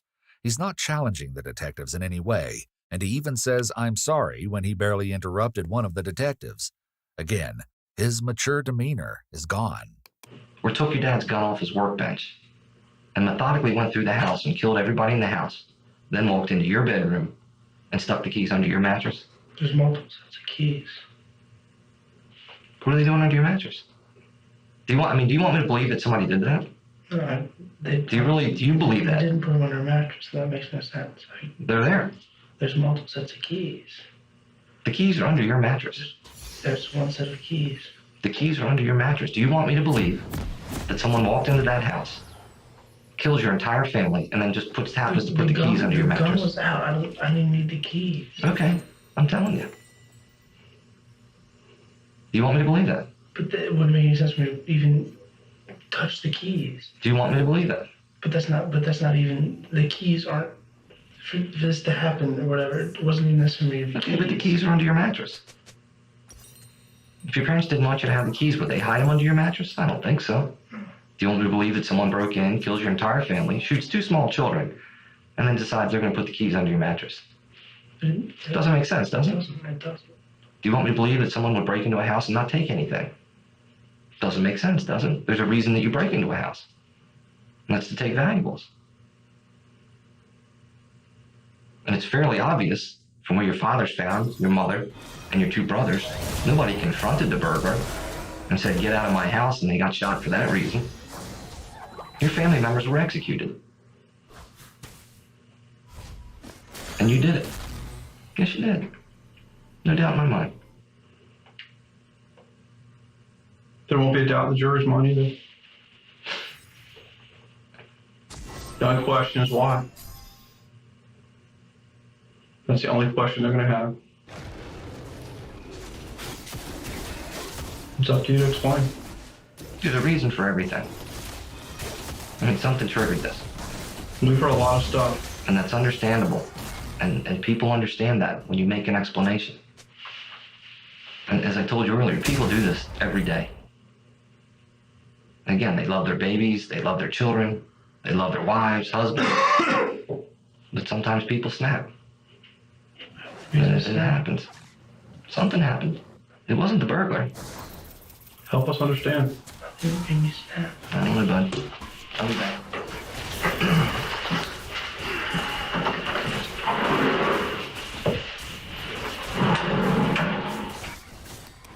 The detectives return about 10 minutes later.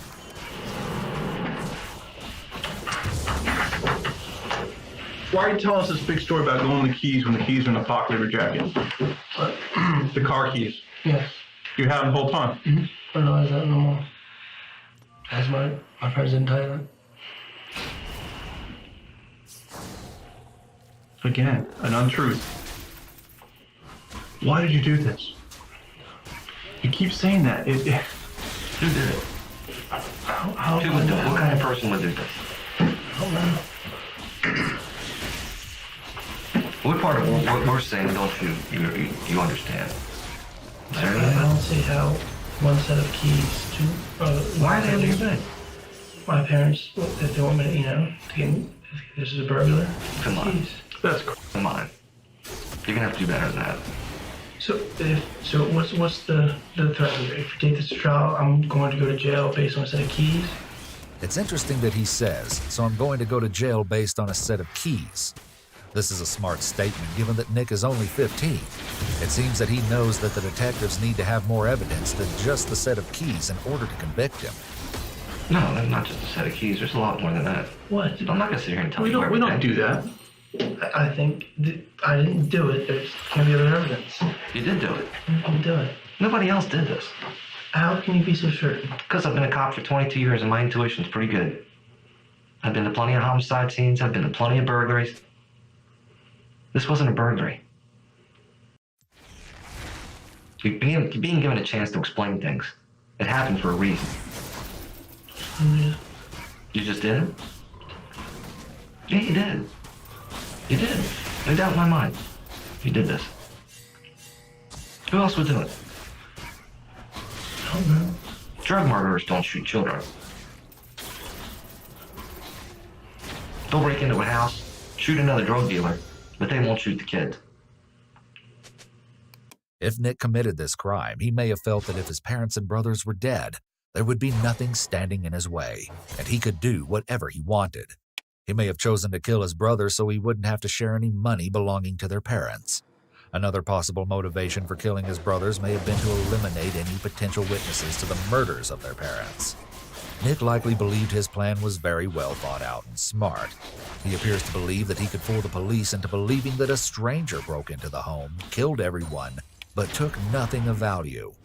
He displays several narcissistic tendencies, seeming to believe he's very smart and superior, even questioning how the police could be so sure it was him. Only family will do that. Only another person in family would do that. We know that from experience. What reason would I have to kill my brothers? That's what we're trying to find out. If I had some beef with my father, why? Why do the rest of the family? It doesn't. Then why did you do it? Explain it to us. The detective grows more confrontational and raises his voice when challenging Nick.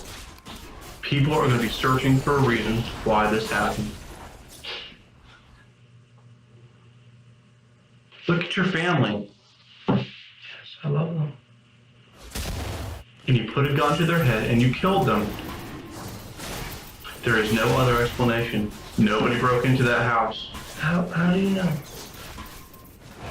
Nobody broke into that house. How can you be certain? We're 100% certain that nobody broke into that house. Because we know. We know. We're sitting here. You're not God. You don't have cameras film my house. I know that nobody broke into that house last night. Nobody. There's an explanation to what happened. There's got to be. Other than this, you're a stone cold killer that killed his family. It's also noteworthy to mention here that people with antisocial personality disorder and other personality disorders often dissociate, meaning that they disconnect from thoughts, memories, and feelings. This is often how these individuals are able to carry out horrific acts of violence. They have a way of emotionally detaching when committing the act, as well as afterwards. I get a sense that in the beginning of the interrogation, Nick is almost trying to convince himself that he didn't do it, or he would like to believe he didn't. There's something about the way he denies that seems like he just wants to make it all go away. You're just lying. You're digging yourself deeper into a hole. You're 15 years old. You will spend the rest of your life in jail. Yeah, you did. And if I tell you a reason that'll somehow change my jail sentence? No, it gives us something to tell your neighbors, your family. But I didn't do it. Because everybody's looking for a reason. Well, the burglar didn't do it.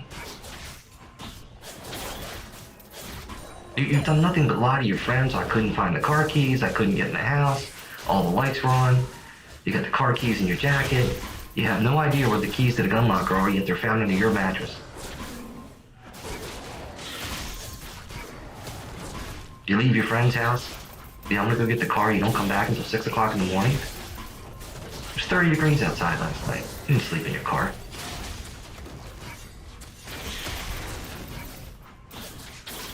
You didn't know what to do. That's the problem. That's why you were gone for so long. He spent his hours concocting some silly story. The jury's gonna see right through. Or maybe you didn't do that, but you didn't know what to do. I mean, you're claiming that you wake up and all the lights are on. But you know that something's wrong. Why didn't you go in? You knew the back door was open. I never saw the lights were on. The lights in my parents' bedroom. You said earlier that all the lights were on. You fell asleep, you woke up, all of the lights were still on. I said my parents' bedroom was lights were on. You said all the lights. You did. The keys were, or my parents were, the lights were on in the house. The lights were on in the house. This is the problem. You can't keep track of what you're saying, man. You can't keep track of what you're saying. I can't keep track of it. You asked me where my parents' bedroom was. You haven't shed one tear for your family. You were totally unemotional about this. You walk into a house, your whole family's murdered, and you're just, I didn't do it. Why would I do it? I was in my friend's house. So crying would make you believe that? I think you're trying to convince yourself. You're doing a terrible job of convincing me. I have to convince you. Yeah, you do. Believe it or not, you do. You've already made your mind. I couldn't. You did this. There's no doubt in my mind. No doubt in my mind. Afraid it is. Okay. Well, you know what? You're under arrest. Okay. 4 counts of first-degree murder. Sit down. Sit down. Okay.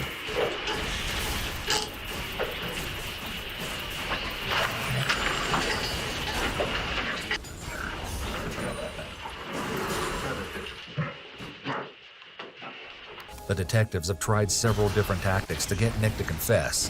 First, they suggested that his friends had turned on him and told police his dad had been mad at him.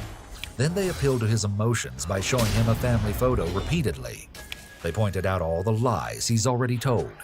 They also tried to see if he cared about his image, prompting him to give a reason for the killing so he wouldn't be labeled as a cold-hearted killer. However, none of this worked. Being arrested and handcuffed will likely scare Nick and make him realize the seriousness of his situation. Leaving him alone right after is strategic, as isolation may increase his stress and put the pressure on him to finally confess. While left alone handcuffed to the wall and table, Nick once again falls asleep. He's alone for around 40 minutes. The sound of the door wakes him up from sleeping. His ability to sleep in this situation is disturbing. The first detective returns to the room alone, likely posing as the good cop as he removes the handcuffs. Nick may be more likely to be honest with him because he may feel that he's on his side. Nick, I'm just trying to help you out. I'm trying to figure out what happened here. I mean, this is a horrible tragedy. You know that.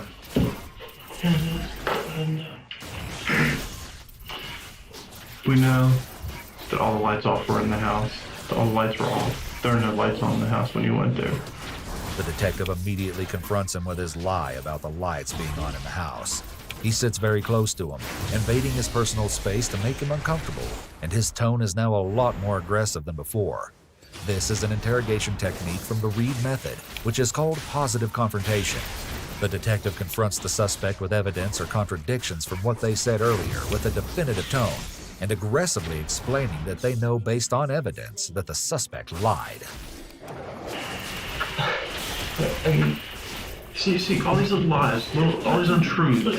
Alright. Maybe I talked wrong, but I mean, I know that light was on. Forget what I said, Okay. I mean, that light, I know that was on. What do you want me to say? I want to know why. I want to know why. If there's a reason, I still go to jail. Nick's response that even if there's a reason I still go to jail is very revealing, as an innocent person would not make such a statement. If there was any doubt in him being guilty, this statement certainly confirms that he did it. I mean, but you understand, they're mitigating. And certainly confirm that just there's a... Okay. I mean, that light, I know that was on. What do you want me to say? I want to know why. I want to know why. If there's a reason, I still go to jail. Nick's response that even if there's a reason I still go to jail is very revealing, as an innocent person would not make such a statement. If there was any doubt in him being guilty, this statement certainly confirms that he did it. I mean, but you understand, there are mitigating factors in the world. There's a cold-blooded killer, and there's a reason why people do things. And there are differences. There's differences in the way things are perceived, the way people hear things. Yeah, inevitably it could determine the way you live out your life. Yeah. You can live it out as a cold-blooded killer who just killed 4 members of family. First-degree murder. Or maybe there was a reason. However, whatever it might be, there may be a reason. He's still going to jail. Here, the detective uses the Reed technique of mitigating circumstances or alternatives. He begins explaining that people do things for reasons, and sometimes those reasons impact the outcome for the suspect. This is said to try to make it easier for the suspect to confess and feel less judged. It will also make the suspect believe that maybe what they did is justified, or at least somewhat understandable. Even if the suspects lie about why they did what they did, the police still have a confession to the crime on record. But why? You know, if there's an explanation, people want to hear this. People don't want to shut off a 15-year-old kid. They want to know why. Father was beating him or abusing, maybe not physically abusing him, degrading him. We know he was overly hard on you. We already know that. The detective now uses the alternative step of the Reed technique more in depth. He's presenting 2 possibilities, one being that he's a cold-blooded killer, and the other that there is a reason he did it. He's hoping that Nick will latch on to the less morally reprehensible alternative, as it's less threatening for him to confess to. The detective will build up the contrast of the 2 until he agrees to the less evil alternative, which is an admission of guilt either way. But you did it, and that's just it. The jury's just gonna hear, I didn't do it though. I didn't do it though. You know, I'm not a hard. I'm just trying to find out what happened here. And that you give me the option of, oh, well, you know, you can feel better about yourself, still go to jail. Or, I didn't do it. So far as what you told me, I really honestly think you have the key. The key means nothing. Oh, it means a lot. To an experienced officer, maybe, but a jury. So you're playing it on your mind right now. How am I going to beat this jury? I've got the jury beat. Not in Baltimore County, you don't. You've given me the option of going to jail for good of myself, 100%. Or, how long are you going to go to jail for? What? Nick questions why an explanation would make a difference in jail time. It's unlikely that a truly innocent person would ask this. He's likely trying to feel out if whether it'd be better for him to continue to deny or whether to confess, but to try and give a convincing reason for why he did it. The rest of your life? Or is there a mitigating factor of what happened here? There's not. Then why did you do it? I didn't do it. But regardless, there's no mitigating factor. It's clear that Nick is only concerned about himself and feels no moral responsibility in admitting what he did. The detective will need to play into that and make him see a benefit for himself in confessing. This self-serving mentality is very common among criminals. See, that's the horrible thing about this then. All they're left with is you shooting 4 people. I can't go over that. I can't go over a piece of evidence. You'll see that in discovery months, maybe a year down the line, after you've been sitting in BCDC for that whole time, the detention center. And if I gave a reason, I'd still be sitting in that same detention center. I don't know. Is there a mental issue? Is there something going on here? So then I commit myself to a mental hospital for the rest of my life.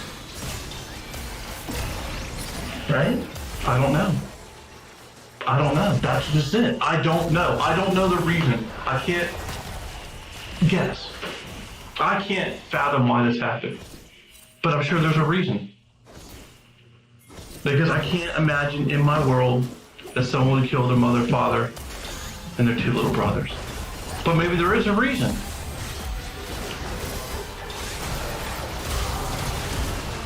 It's not up to me to tell the jury the reason.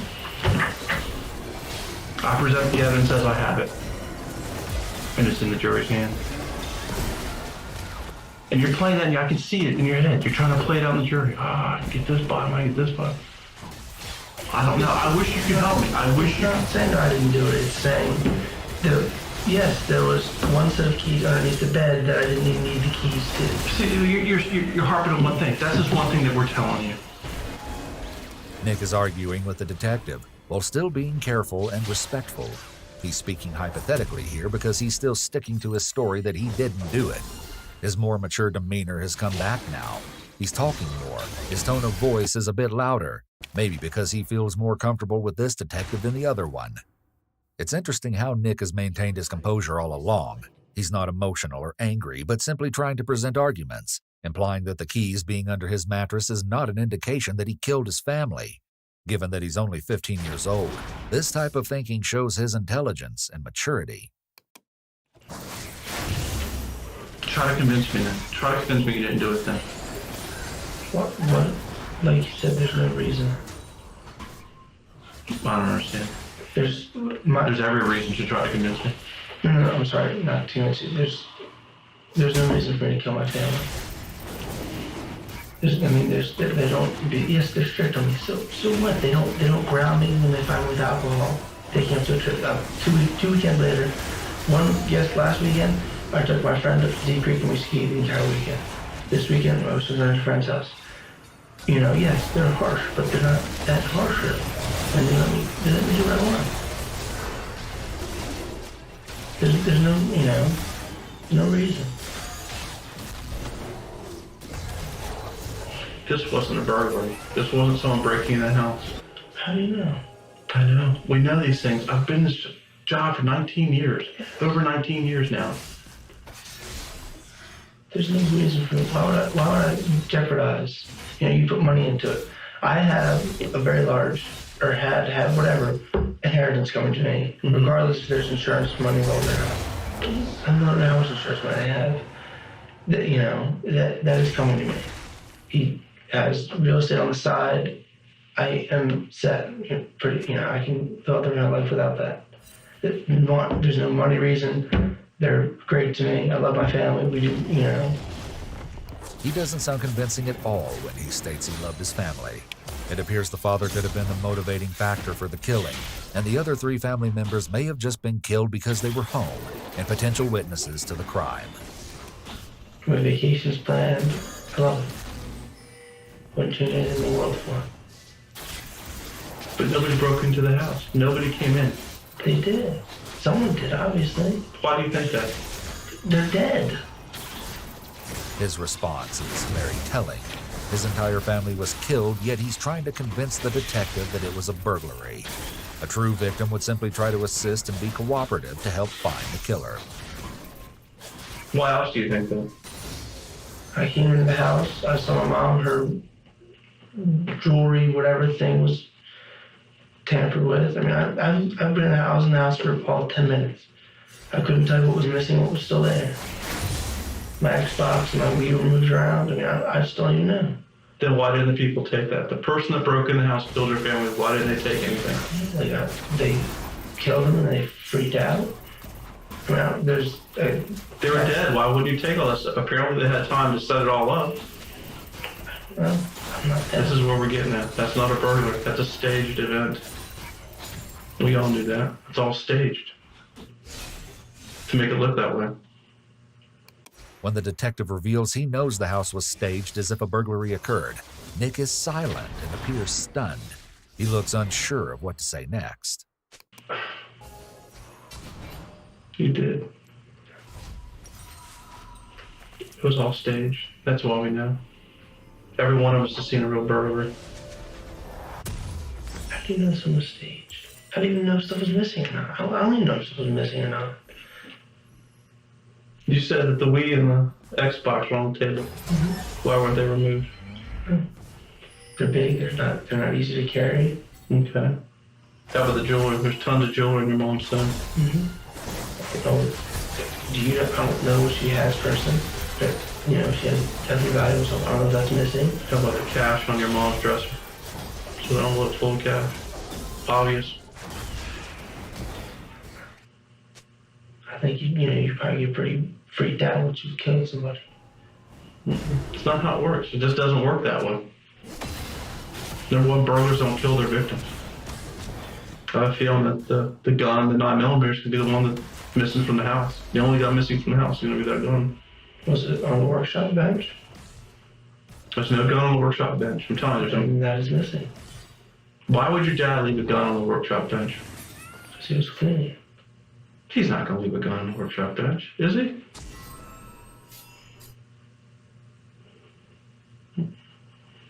Do you know my father? I think I know him probably better than you know. How would you say, how, you don't know him? He would leave a gun out? One of the kids in the house? Kids would, that know that we use guns and know to respect them. We're not going to touch them. Where's this gun that we found? Well, it's for you guys to find. I like that. What? That is.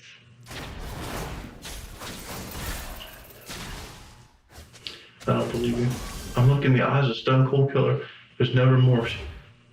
The detective now confronts him with his lack of remorse and his behavior, which shows his guilt.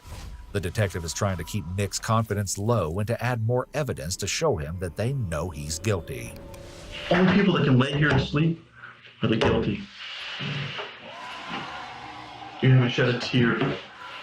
That's why I think there may not have been a reason. Maybe you are just a Stone Cold Killer. I didn't cry. That you show no emotion? So don't show emotion. That condemns me?